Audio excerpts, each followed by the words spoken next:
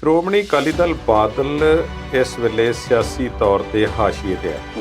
ਇਹ ਗੱਲ ਕਿਸੇ ਤੋਂ ਲੁਕੀ ਛਿਪੀ ਨਹੀਂ ਤੇ ਹੁਣ ਉਹਨਾਂ ਵੱਲੋਂ ਕੋਈ ਨਾ ਕੋਈ ਚਾਰਾਜੋਈ ਕੀਤੀ ਜਾਣੀ ਹੈ ਤਾਂ ਕਿ ਉਹ ਆਪਣੇ ਆਪ ਨੂੰ ਉਭਾਰ ਸਕਣ। ਗੁਰਕੀਰਤ ਸਿੰਘ ਕੋਟੜੀ ਤੇ ਰਵਨੀਤ ਸਿੰਘ ਬਿੱਟੂ ਜਿਹੜੇ ਨੇ ਰਾਜਪਾਲ ਨੂੰ ਕਹਿ ਆਏ ਨੇ ਕਿ ਬਲਵੰਤ ਸਿੰਘ ਰਾਜੋਆਣਾ ਨੂੰ ਬਿਲਕੁਲ ਵੀ ਰਿਹਾ ਨਹੀਂ ਕੀਤਾ ਜਾਣਾ ਚਾਹੀਦਾ। ਤੇ ਉਹੀ ਰਵਨੀਤ ਸਿੰਘ ਬਿੱਟੂ ਨੇ ਜਿਹੜੇ ਕਹਿੰਦੇ ਸੀ ਕਿ ਜੇ ਖੇਤੀ ਕਾਨੂੰਨ ਵਾਪਸ ਹੋ ਜਾਣਗੇ ਤੇ ਮੈਂ ਇਹਨਾਂ ਦੀ ਰਿਹਾਈ ਲਈ ਆਪ ਦਰਖਾਸਤ ਕਰ ਦੇਵਾਂਗਾ। ਉਹ ਹੁਣ ਰਿਹਾਈ ਕਰਵਾਉਣੀ ਤੇ ਕੀ ਹੈ ਬਲਕਿ ਰਿਹਾਈ ਨੂੰ ਰੋਕਣ ਲਈ ਉਲਟੀ ਚਾਰਾਜੋਈ ਕਰ ਰਹੇ ਨੇ। ਇਹ ਅਸੀਂ ਇਹ ਕਹਿ ਦਈਏ ਕਿ ਇਹਨਾਂ ਦਾ ਇਕੱਠ ਜਿਹੜਾ ਸੀ ਨਰੋਲ ਸਿੱਖ ਦੇ ਪੰਥ ਦੇ ਹਿੱਤਾਂ ਵਾਸਤੇ ਸੀ ਤੇ ਉਹ ਗੱਲ ਨਜ਼ਰ ਨਹੀਂ ਆਉਂਦੀ। ਫਿਰ ਰਾਜਨੀਤਿਕ ਆਗੂਆਂ ਨੂੰ ਜਿਨ੍ਹਾਂ ਨੂੰ ਤੁਸੀਂ ਕਿਸੇ ਨਾ ਕਿਸੇ ਬਹਾਨੇ ਪਿਛਲੇ ਸਮੇਂ ਦੇ ਵਿੱਚ ਲਤਾੜ ਕੇ ਪਿਛਾਂਹ ਸੁੱਟ ਕੇ ਉਹਨਾਂ ਦੇ ਲੱਤਾਂ ਖਿੱਚ ਕੇ ਉਹਨਾਂ ਨੂੰ ਧੱਕੇ ਮਾਰ ਕੇ ਬਾਹਰ ਕੱਢਿਆ ਸੀ ਤੇ ਆਪਣੇ ਆਪ ਤੋਂ ਲਾਂਭੇ ਕੀਤਾ ਸੀ ਆਪਣੇ ਸਿਆਸੀ ਹਿੱਤਾਂ ਦੇ ਰਸਤੇ ਪੱਧਰੇ ਕਰਨ ਹਿੱਤ, ਤੇ ਉਹਨਾਂ ਨੂੰ ਫਿਰ ਤੁਸੀਂ ਅੱਜ ਨਾਲ ਜੋੜ ਕੇ ਬੈਠੇ ਹੋ। ਕੁਝ ਲੋਕ ਰਾਜਨੀਤਿਕ ਲਾਹਾ ਇਸ ਤੋਂ ਖੱਟਣ ਦੀ ਕੋਸ਼ਿਸ਼ ਕਰਨਗੇ। ਪੰਥ ਹਿਤੈਸ਼ੀ ਬਹੁਤ ਥੋੜੇ ਲੋਕ ਨੇ, ਦਰਦੀ ਥੋੜੇ ਲੋਕ ਨੇ। ਪਰ ਸੁਖਬੀਰ ਸਿੰਘ ਬਾਦਲ ਦਾ ਇਹ ਕਹਿਣਾ ਕਿ ਅਸੀਂ ਇਸ ਤਰ੍ਹਾਂ ਕਰ ਦੇਵਾਂਗੇ, ਉਹ ਕਰ ਦੇਵਾਂਗੇ, ਮੈਨੂੰ ਇਸ ਵਿੱਚ ਕੋਈ ਬਹੁਤਾ ਵਜ਼ਨ ਚਾਪਦਾ ਨਹੀਂ। ਸੁਰੱਖਿਆ ਵਾਪਸ ਲੈਣ ਦੇ ਪਿੱਛੇ ਪੰਜਾਬ ਸਰਕਾਰ ਦੇ ਕੀ ਕਾਰਨ ਰਹੇ ਹੋਣਗੇ, ਜਾਂ ਇਹ ਸੁਰੱਖਿਆ ਪੂਰਨ ਤੌਰ ਤੇ ਵਾਪਸ ਲਈ ਗਈ ਹੈ ਜਾਂ ਥੋੜੀ ਬਹੁਤ ਰਹਿਣ ਦਿੱਤੀ ਗਈ ਹੈ, ਇਸ ਗੱਲ ਦਾ ਅਜੇ ਪੱਕੇ ਤੌਰ ਤੇ ਪਤਾ ਨਹੀਂ। ਪਰ ਗੱਲ ਇਹ ਹੈ ਕਿ ਕਦੀ ਇਸ ਕ੍ਰਾਈਟੇਰੀਆ ਨੂੰ ਵੀ ਫੋਲਿਆ ਜਾਵੇਗਾ ਕਿ ਸੁਰੱਖਿਆ ਦਿੱਤੀ ਕਿਹਨਾਂ ਵਿਸ਼ੇਸ਼ ਕਾਰਨਾਂ ਕਰਕੇ ਗਈ ਸੀ। ਜਿਸ ਵਿਅਕਤੀ ਕੋਲ ਅੱਜ ਇੱਕ ਖਾਸ ਸ਼੍ਰੇਣੀ ਦੀ XYZ ਜੋ ਵੀ ਹੈ ਪਲੱਸ ਹੈ ਉਹ ਸੁਰੱਖਿਆ ਹੈ ਤੇ ਕੱਲ ਨੂੰ ਉਸ ਤੋਂ ਸਾਰੇ ਵਾਪਸ ਲੈ ਲਏ ਜਾਣ ਤੇ ਉਸ ਵਿਅਕਤੀ ਦੀ ਸੁਰੱਖਿਆ ਫਿਰ ਕੀ ਹੋਵੇਗੀ, ਉਹਦਾ ਜ਼ਿੰਮੇਵਾਰ ਕੌਣ ਹੋਵੇਗਾ? ਕੀ ਆਮ ਆਦਮੀ ਪਾਰਟੀ ਦੀ ਸਰਕਾਰ ਜ਼ਿੰਮੇਵਾਰ ਹੈ? ਕੀ ਭਗਵੰਤ ਮਾਨ ਜਾਂ ਸਾਡਾ ਜਿਹੜਾ ਗ੍ਰਹਿ ਮੰਤਰੀ ਆ ਉਹ ਜ਼ਿੰਮੇਵਾਰ ਹੋਵੇਗਾ? ਕਿਸੇ ਨਾ ਕਿਸੇ ਦੀ ਕੋਈ ਦੁਸ਼ਮਣੀ ਜਾਂ ਕੋਈ ਹੋਰ ਲਾਗ ਡਾਟ ਜਾਂ ਕੁਝ ਵੀ ਹੋ ਸਕਦਾ ਹੈ। ਉਹ ਲੋਕ ਫਿਰ ਚੁਕੰਨੇ ਹੋ ਸਕਦੇ ਨੇ ਕਿ ਹੁਣ ਫਲਾਣੇ ਕੋਲ ਸਿਕਿਉਰਿਟੀ ਨਹੀਂ ਹੈ ਜੋ ਪਹਿਲਾਂ ਸੀ ਤੇ ਹੁਣ ਅਸੀਂ ਇਸ ਨੂੰ ਟਾਰਗੇਟ ਕਰ ਸਕਦੇ ਹਾਂ। ਜੈਸ ਸ਼ਾਇਦ ਇਸੇ ਡਰ ਨੂੰ ਡਾਕਟਰ ਚੀਮਾ ਨੇ ਜਿਹੜਾ ਹੈ ਉਹ ਬਿਆਨ ਕੀਤਾ। ਸਰਕਾਰ ਨੂੰ ਇਸ ਤੇ ਥੋੜਾ ਜਿਹਾ ਦੁਬਾਰਾ ਵਿਚਾਰ ਕਰ ਲੈਣਾ ਚਾਹੀਦਾ ਹੈ। ਹਾਂ, ਸਮਰੱਥ ਲੋਕ ਨੇ ਜਿਹੜੇ ਜਿਨ੍ਹਾਂ ਦੀ ਜਾਇਦਾਦ ਜਿਹੜੀ ਹੈ ਇੱਕ ਹੱਦ ਤੱਕ ਹੈ, ਉਹਨਾਂ ਨੂੰ ਫਿਰ ਆਪਣਾ ਇੰਤਜ਼ਾਮ ਕਰਨਾ ਚਾਹੀਦਾ। ਪਰ ਜਿਹੜੇ ਸਾਡੇ ਪਬਲਿਕ ਦੇ ਪਿਛਲੇ ਸਾਲਾਂ ਵਿੱਚ ਨੁਮਾਇੰਦੇ ਰਹਿ ਚੁੱਕੇ ਨੇ ਉਹਨਾਂ ਨੂੰ ਮੈਂ ਸਮਝਦਾ ਕਿ ਕਿਸੇ ਹੱਦ ਦੀ ਸੁਰੱਖਿਆ ਜਿਹੜੀ ਹੈ ਦੇਣੀ ਉਹ ਜ਼ਰੂਰੀ ਹੈ। ਲਹਿਰਾ ਗਾਗਾ ਦੇ ਵਿੱਚ ਉਹਨਾਂ ਨੇ ਆਪਣੇ ਘਰ ਦੇ ਬਾਹਰ ਇੱਕ ਰੋਡ ਦੇ ਉੱਪਰ ਦੱਸਿਆ ਜਾਂਦਾ ਕਿ ਕੁਝ ਕਮਰੇ ਸੜਕ ਦੇ ਵਿੱਚ ਬਣਾਏ ਹੋਏ ਸੀ, ਬਿਲਕੁਲ ਸੜਕ ਦੇ ਵਿੱਚ, ਜਿਸ ਨਾਲ ਉਹ ਰਸਤਾ ਪੱਕੇ ਤੌਰ ਤੇ ਬੰਦ ਕਰ ਦਿੱਤਾ ਗਿਆ ਸੀ। ਸਾਬਕਾ ਮੁੱਖ ਮੰਤਰੀ ਹੈ ਬੀਬੀ ਜੀ ਤੇ 40 ਸਾਲ ਤੋਂ ਉੱਥੇ ਕਬਜ਼ਾ ਦੱਸਿਆ ਜਾਂਦਾ ਹੈ। ਬਹੁਤ ਸਾਰਾ ਹਿੰਦੂ ਭਾਈਚਾਰਾ ਇਸ ਵੇਲੇ ਭਾਜਪਾ ਤੇ ਹਿੰਦੂਤਵਾ ਜਿਹੜਾ ਉਹਨਾਂ ਦਾ ਏਜੰਡਾ ਹੈ ਉਸ ਨੂੰ ਵੋਟ ਪਾਉਂਦਾ ਹੈ। ਪਰ ਦੂਜੇ ਪਾਸੇ ਉਹਨਾਂ ਨੇ ਕਿਹਾ ਕਿ ਉਹਨਾਂ ਲੋਕਾਂ ਦੀ ਗਿਣਤੀ ਵੱਧ ਹੈ ਜੋ ਇਸ ਏਜੰਡੇ ਨੂੰ ਵੋਟ ਨਹੀਂ ਪਾਉਂਦੇ ਨੇ ਤੇ ਸਿਰਿਓਂ ਨਕਾਰਦੇ ਨੇ। ਕਾਂਗਰਸ ਇਸ ਚੀਜ਼ ਨੂੰ ਯਾਦ ਰੱਖਣ ਤੋਂ ਜਾਂ ਸਮਝਣ ਤੋਂ ਅਸਮਰੱਥ ਹੈ ਤੇ ਉਹ ਇਹੋ ਹੀ ਸਮਝਦੇ ਨੇ ਕਿ ਜਿਵੇਂ ਜਨਤਾ ਦਲ ਜਾਂ ਕੁਝ ਹੋਰ ਪਾਰਟੀਆਂ ਸਮੇਂ-ਸਮੇਂ ਤੇ ਫਰੰਟ ਬਣਾ ਕੇ ਅੱਗੇ ਆਈਆਂ ਸੀ ਤੇ ਉਹ ਰਾਜਨੀਤਿਕ ਦ੍ਰਿਸ਼ ਤੋਂ ਲਾਂਭੇ ਹੋ ਗਈਆਂ ਤੇ ਇਸੇ ਤਰ੍ਹਾਂ ਭਾਜਪਾ ਵੀ ਆਪਣੇ ਆਪ ਕਿਸੇ ਦਿਨ ਖਤਮ ਹੋ ਜਾਵੇਗੀ। ਪ੍ਰਸ਼ਾਂਤ ਕਿਸ਼ੋਰ ਨੇ ਜਿਹੜੀ ਅੰਕੜਿਆਂ ਦੀ ਖੇਡ ਜਿਹੜੀ ਹੈ ਉਹ ਸਾਂਝੀ ਕੀਤੀ ਹੈ, ਉਸ ਦੇ ਵਿੱਚ ਉਹਨਾਂ ਨੇ ਉਹ ਕੋਈ ਸਪਸ਼ਟ ਉਹਨਾਂ ਨੇ ਕਰ ਦਿੱਤਾ ਕਿ ਪੋਲਰਾਈਜੇਸ਼ਨ ਦੇ ਆਧਾਰ ਤੇ ਜੇ ਕੋਈ ਇਹ ਸਮਝਦਾ ਕਿ ਹਿੰਦੂਆਂ ਨੂੰ ਇੱਕ ਪਾਸੇ ਕਰਕੇ ਤੇ ਭਾਜਪਾ ਨੇ ਚੋਣ ਜਿੱਤ ਲਈ ਹੈ, ਉਹਨਾਂ ਨੇ ਕਿਹਾ ਕਿ ਇਹ ਬਿਲਕੁਲ ਗਲਤ ਵਿਚਾਰ ਹੈ। ਜਿਸ ਵਿਅਕਤੀ ਦੇ ਪਰਿਵਾਰ ਵੱਲੋਂ ਜਿਹੜਾ ਉਹ ਕੇਸ ਕੀਤਾ ਜਾਂਦਾ ਹੈ ਜਾਂ ਸਰਕਾਰਾਂ ਕੇਸ ਲੜਦੀਆਂ ਨੇ, ਜਿਸ ਵਿਅਕਤੀ ਦੀ ਮੌਤ ਹੋਈ ਹੋਵੇ ਉਸ ਦੇ ਪਰਿਵਾਰ ਨੇ ਇਹ ਫੈਸਲਾ ਕਰਨਾ ਹੁੰਦਾ ਹੈ। ਉਸ ਦੇ ਇਮੀਡੀਏਟ ਜੇ ਵਿਆਹ ਤਾਂ ਉਸ ਦੀ ਪਤਨੀ ਜਾਂ ਉਸ ਦੇ ਮਾਤਾ ਪਿਤਾ ਵੱਲੋਂ ਜਾਂ ਭੈਣ ਭਾਈਆਂ ਵੱਲੋਂ ਸਾਂਝੇ ਤੌਰ ਤੇ ਜਿਹੜਾ ਹੈ ਇਹ ਉਹਨਾਂ ਵੱਲੋਂ ਇੱਕ ਐਕਸੈਪਟੈਂਸ ਕੀਤੀ ਜਾਂਦੀ ਹੈ ਕਿ ਜੇ ਸਾਨੂੰ ਸਾਡੇ ਵਿਅਕਤੀ ਦੇ ਮਾਰੇ ਜਾਣ ਤੋਂ ਬਾਅਦ ਇੰਨੀ ਰਕਮ ਦੇ ਦਿੱਤੀ ਜਾਵੇ ਤਾਂ ਅਸੀਂ ਇਸ ਦੇ ਗੁਨਾਹ ਬਖਸ਼ਣ ਨੂੰ ਤਿਆਰ ਹਾਂ। ਬਲੱਡ ਮਨੀ ਇੱਕ ਕਿਸਮ ਦੀ ਇੱਕ ਉਹ ਫੀਸ ਹੈ ਜਾਂ ਇਹ ਕਹਿ ਲਈਏ ਕਿ ਰਕਮ ਹੈ ਜੋ ਜਿਹੜਾ ਵਿਅਕਤੀ ਵਿਕਟਿਮ ਹੁੰਦਾ, ਪੀੜਤ ਹੁੰਦਾ, ਉਸ ਦੇ ਪਰਿਵਾਰ ਨੂੰ ਦਿੱਤੀ ਜਾਣੀ ਹੁੰਦੀ ਹੈ ਵਿਅਕਤੀ ਦੀ ਗੁਨਾਹਗਾਰ ਦੀ ਸਜ਼ਾ ਮੁਆਫੀ ਦੇ ਵਜੋਂ।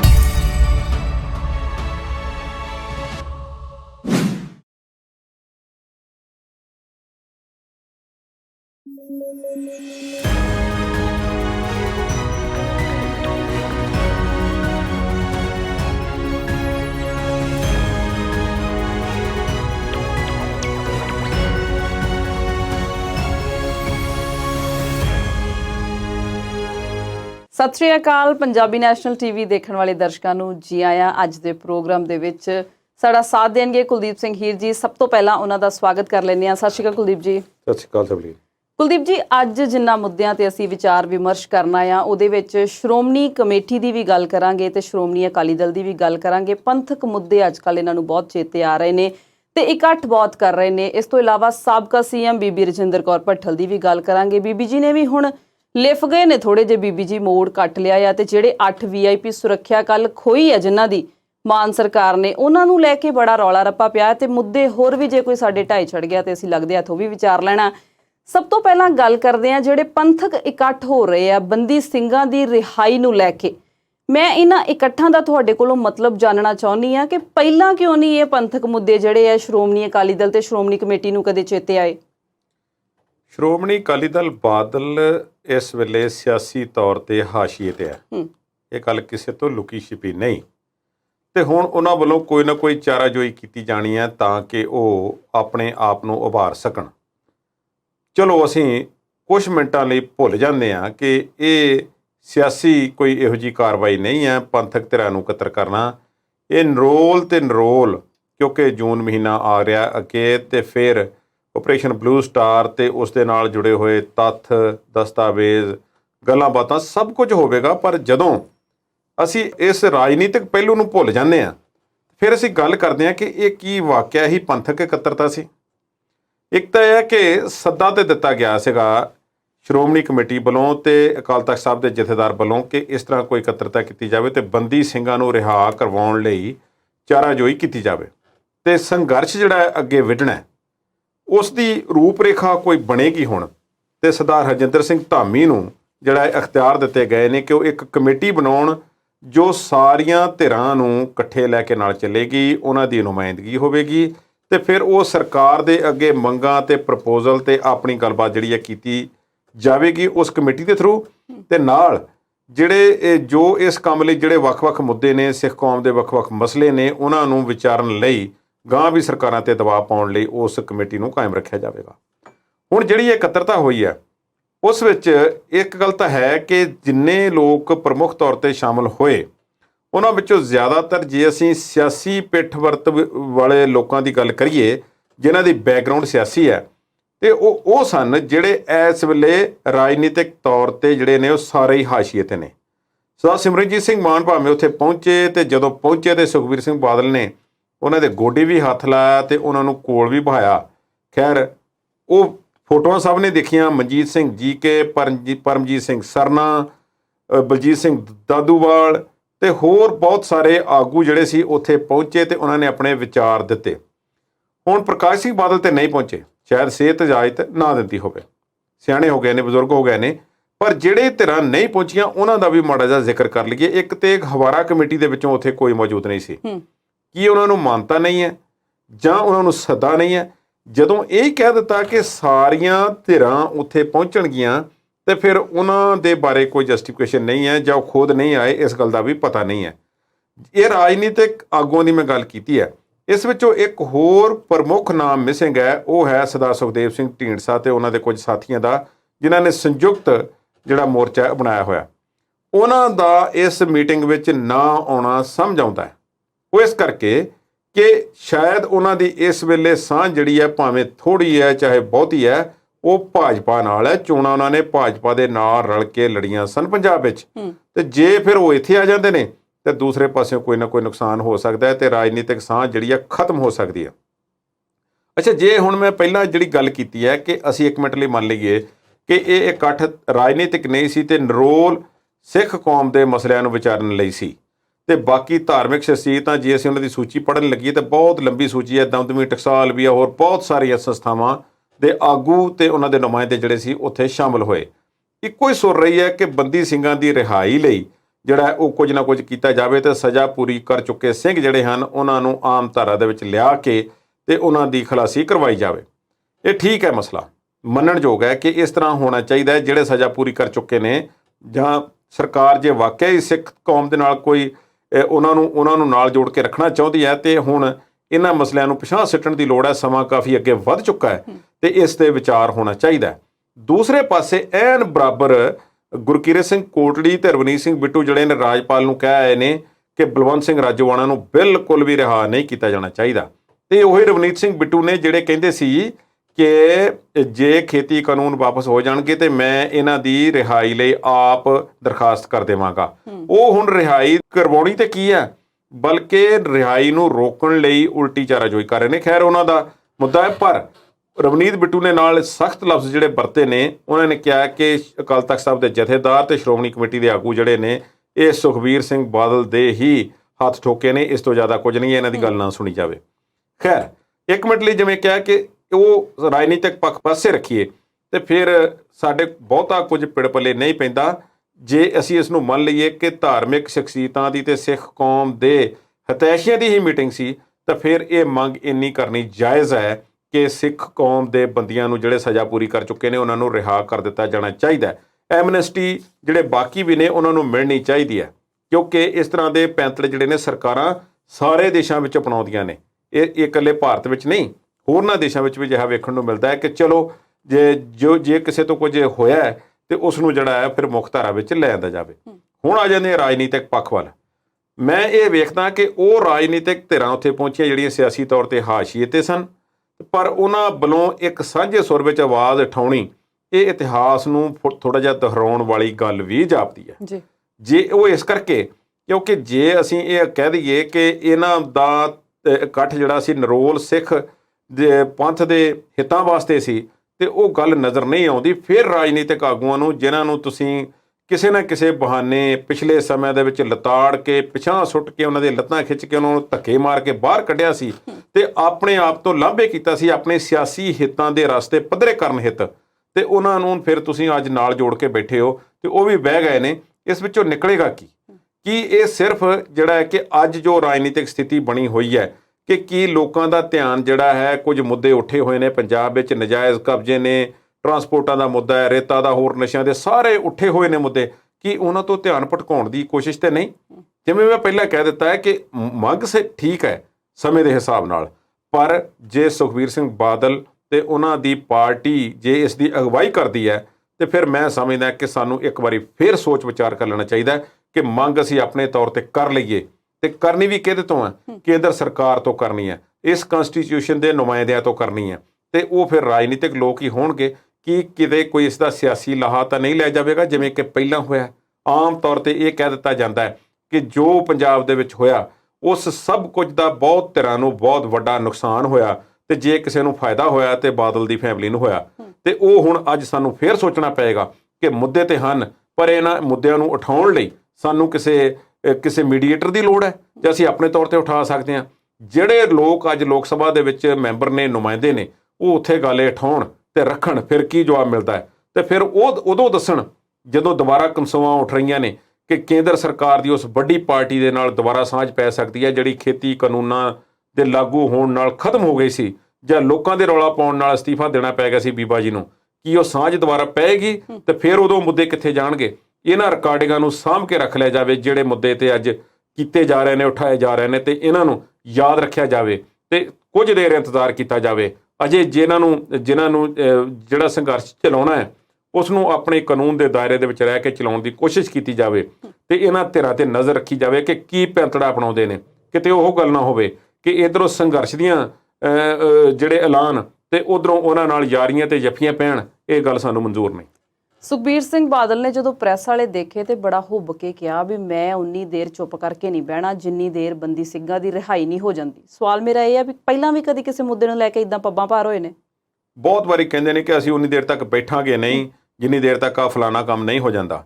ਸਾਰਿਆਂ ਨੂੰ ਯਾਦ ਹੈ ਕਿ ਜਦੋਂ ਦਿੱਲੀ ਦੇ ਵਿੱਚ ਕੇਂਦਰ ਸਰਕਾਰ ਦੇ ਖਿਲਾਫ ਮੁਜ਼ਾਹਰੇ ਹੋ ਰਹੇ ਸੀ ਖੇਤੀ ਕਾਨੂੰਨਾਂ ਨੂੰ ਲੈ ਕੇ, ਤੇ ਪਾਰਲੀਮੈਂਟ ਦੇ ਰਸਤੇ ਦੇ ਵਿੱਚ ਜਿਹੜਾ ਸੀ ਉਹ ਤਖਤੀਆਂ ਲੈ ਕੇ ਖੜੇ ਹੋਏ ਸੀ ਇਹ ਆਗੂ ਸਾਰੇ, ਤੇ ਉਧਰੋਂ ਭਾਜਪਾ ਦੇ ਇੱਕ ਮੰਤਰੀ ਆਉਂਦੇ ਨੇ ਤੇ ਸੁਖਬੀਰ ਸਿੰਘ ਬਾਦਲ ਜਿਸ ਤੇ ਖੇਤੀ ਕਾਨੂੰਨ ਵਾਪਸ ਲਓ, ਕੇਂਦਰ ਸਰਕਾਰ ਮੁਰਦਾਬਾਦ ਵਗੈਰਾ ਲਿਖਿਆ ਸੀ, ਉਹਨੂੰ ਪਿੱਛੇ ਲੁਕੋ ਲੈਂਦੇ ਨੇ।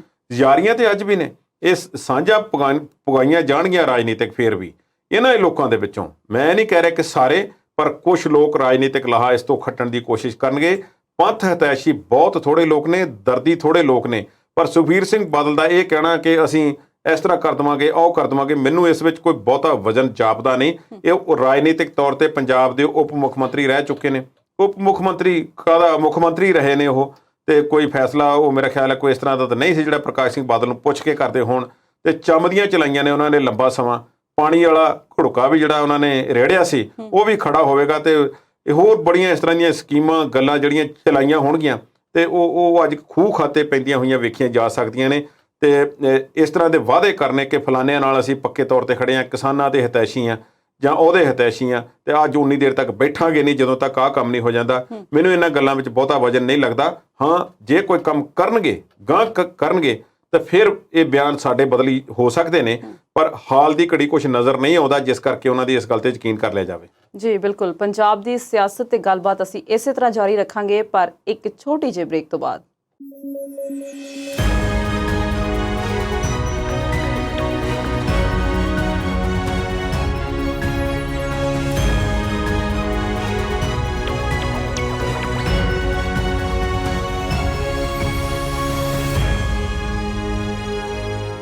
ਬ੍ਰੇਕ ਤੋਂ ਬਾਅਦ ਪ੍ਰੋਗਰਾਮ ਦੇ ਵਿੱਚ ਦਰਸ਼ਕਾਂ ਦਾ ਇੱਕ ਵਾਰ ਫਿਰ ਤੋਂ ਸਵਾਗਤ ਕਰਦੇ ਹਾਂ। ਗੱਲ ਕਰਦੇ ਸੀ ਅਸੀਂ ਪੰਜਾਬ ਦੀ ਰਾਜਨੀਤੀ ਦੀ। ਕੱਲ ਸ਼ਾਮਾਂ ਦੀ ਇੱਕ ਖਬਰ ਦੌੜੀ ਭੱਜੀ ਫਿਰਦੀ ਹੈ, ਕਹਿੰਦੇ 8 ਆਗੂਆਂ ਕੋਲੋਂ 9 ਗੱਡੀਆਂ ਤੇ 127 ਕਰਮਚਾਰੀ ਜਿਹੜੇ ਸੁਰੱਖਿਆ ਕਰਮਚਾਰੀ ਉਹ ਖੋਲੇ। ਕੀ ਸੋਸ਼ਲ ਮੀਡੀਆ, ਕੀ ਟੈਲੀਵਿਜ਼ਨ, ਕੀ ਅਖਬਾਰਾਂ, ਰੌਲਾ ਪੈ ਗਿਆ, ਸਿਆਸੀ ਬਵਾਲ ਮਚ ਗਿਆ। ਜਿਹੜੇ ਗੱਡੀਆਂ ਲੈ ਗਏ ਉਹ ਬੜੇ ਔਖੇ ਨੇ। ਕੁਲਦੀਪ ਜੀ, ਸਵਾਲ ਮੇਰਾ ਇਹ ਹੈ ਕਿ ਜੱਗੋਂ 13ਵਾਂ ਫੈਸਲਾ ਲੈ ਲਿਆ ਕੋਈ ਪੰਜਾਬ ਸਰਕਾਰ ਨੇ ਜਿਹੜੇ ਇਹ ਇੰਨੇ ਔਖੇ ਹੋ ਗਏ ਨੇ? ਜੇ ਪੰਜਾਬ ਦੇ ਇਤਿਹਾਸ ਦੇ ਸੰਬੰਧ ਨਾਲ ਵੇਖਿਆ ਜਾਵੇ ਤਾਂ ਫਿਰ ਜੱਗੋਂ 13ਵਾਂ ਹੀ ਫੈਸਲਾ ਹੈ। ਅੱਜ ਤੱਕ ਤੇ ਇਸ ਤਰ੍ਹਾਂ ਹੋਈ ਨਹੀਂ।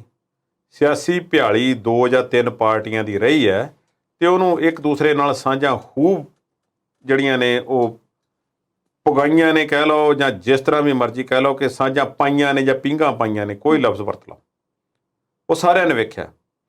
ਥੋੜ੍ਹਾ ਜਿਹਾ ਹਾਲਾਤ ਬਦਲੇ ਨੇ। ਇੱਕ ਅਜਿਹੀ ਪਾਰਟੀ, ਸਿਆਸੀ ਸਮੀਕਰਨ ਉਸਨੇ ਬਦਲੇ ਨੇ ਜਿਹੜੀ ਪਹਿਲਾਂ ਪੰਜਾਬ ਵਿੱਚ ਕਦੇ ਨਹੀਂ ਸੀ, ਤੇ ਕੁਝ ਸਾਲਾਂ ਦੇ ਵਿੱਚ ਉਸ ਦਾ ਉਭਾਰ ਹੁੰਦਾ ਹੈ ਤੇ ਉਸਨੇ ਆਪਣੇ ਹਿਸਾਬ ਨਾਲ ਫੈਸਲੇ ਲੈਣੇ ਸ਼ੁਰੂ ਕੀਤੇ ਨੇ।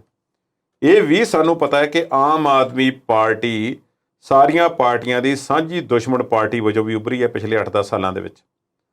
ਗੱਲ ਕਰਦੇ ਹਾਂ ਕਿ ਜਿਹੜੀ ਸੁਰੱਖਿਆ ਵਾਪਸ ਲਈ ਆ, ਜਿਨ੍ਹਾਂ ਸੱਜਣਾ ਦੀ, ਜਿਨ੍ਹਾਂ ਰਾਜਨੀਤਿਕ ਆਗੂਆਂ ਦੀ, ਬੀਬੀਆਂ ਦੀ ਸੁਰੱਖਿਆ ਵਾਪਸ ਲਈ ਹੈ, ਉਹਨਾਂ 'ਚ ਹਰਸਿਮਰਤ ਬਾਦਲ ਘਟਾਈ ਗਈ ਹੈ ਜਾਂ ਵਾਪਸ ਲਈ ਹੈ, ਬੀਬੀ ਰਜਿੰਦਰ ਕੌਰ ਭੱਠਲ ਹੈ, OP ਸੋਨੀ ਨੇ, ਇੱਥੋਂ ਤੱਕ ਕਿ ਸੁਲਤਾਨਪੁਰ ਲੋਧੀ ਦੇ ਸਾਬਕਾ ਵਿਧਾਇਕ ਨਵਤੇਜ ਸਿੰਘ ਚੀਮਾ ਵੀ ਨੇ। ਹੋਰ ਵੀ MLA ਜਿਹੜੇ ਮੰਤਰੀ ਵੀ ਨਹੀਂ ਬਣੇ, ਵਿਧਾਇਕ ਰਹਿ ਚੁੱਕੇ ਕਈ ਵਿਅਕਤੀ ਨੇ ਜਿਨ੍ਹਾਂ ਨੂੰ 11 ਤੋਂ ਲੈ ਕੇ 26 ਜਾਂ 28 ਤੱਕ ਪੁਲਿਸ ਮੁਲਾਜ਼ਮ ਤੇ ਗੱਡੀਆਂ ਜਿਹੜੀਆਂ ਸੀ ਉਹ ਮਿਲੀਆਂ ਹੋਈਆਂ ਸੀ। ਹੁਣ ਇਹਨਾਂ ਦੀ ਸੁਰੱਖਿਆ ਵਾਪਸ ਲਈ ਹੈ। ਸੁਰੱਖਿਆ ਵਾਪਸ ਲੈਣ ਦੇ ਪਿੱਛੇ ਪੰਜਾਬ ਸਰਕਾਰ ਦੇ ਕੀ ਕਾਰਨ ਰਹੇ ਹੋਣਗੇ, ਜਾਂ ਇਹ ਸੁਰੱਖਿਆ ਪੂਰਨ ਤੌਰ ਤੇ ਵਾਪਸ ਲਈ ਗਈ ਹੈ ਜਾਂ ਥੋੜ੍ਹੀ ਬਹੁਤ ਰਹਿਣ ਦਿੱਤੀ ਗਈ ਹੈ, ਇਸ ਗੱਲ ਦਾ ਅਜੇ ਪੱਕੇ ਤੌਰ ਤੇ ਪਤਾ ਨਹੀਂ। ਪਰ ਗੱਲ ਇਹ ਹੈ ਕਿ ਕਦੀ ਇਸ ਕ੍ਰਾਈਟੇਰੀਆ ਨੂੰ ਵੀ ਫੋਲਿਆ ਜਾਵੇਗਾ ਕਿ ਸੁਰੱਖਿਆ ਦਿੱਤੀ ਕਿਹਨਾਂ ਵਿਸ਼ੇਸ਼ ਕਾਰਨਾਂ ਕਰਕੇ ਗਈ ਸੀ। ਕਿ ਉਹਨਾਂ ਦੀ ਜਾਨ ਨੂੰ ਖਤਰਾ ਸੀ ਕੋਈ, ਕਿ ਸਪੈਸੀਫਿਕ ਥ੍ਰੈਟ ਸੀ।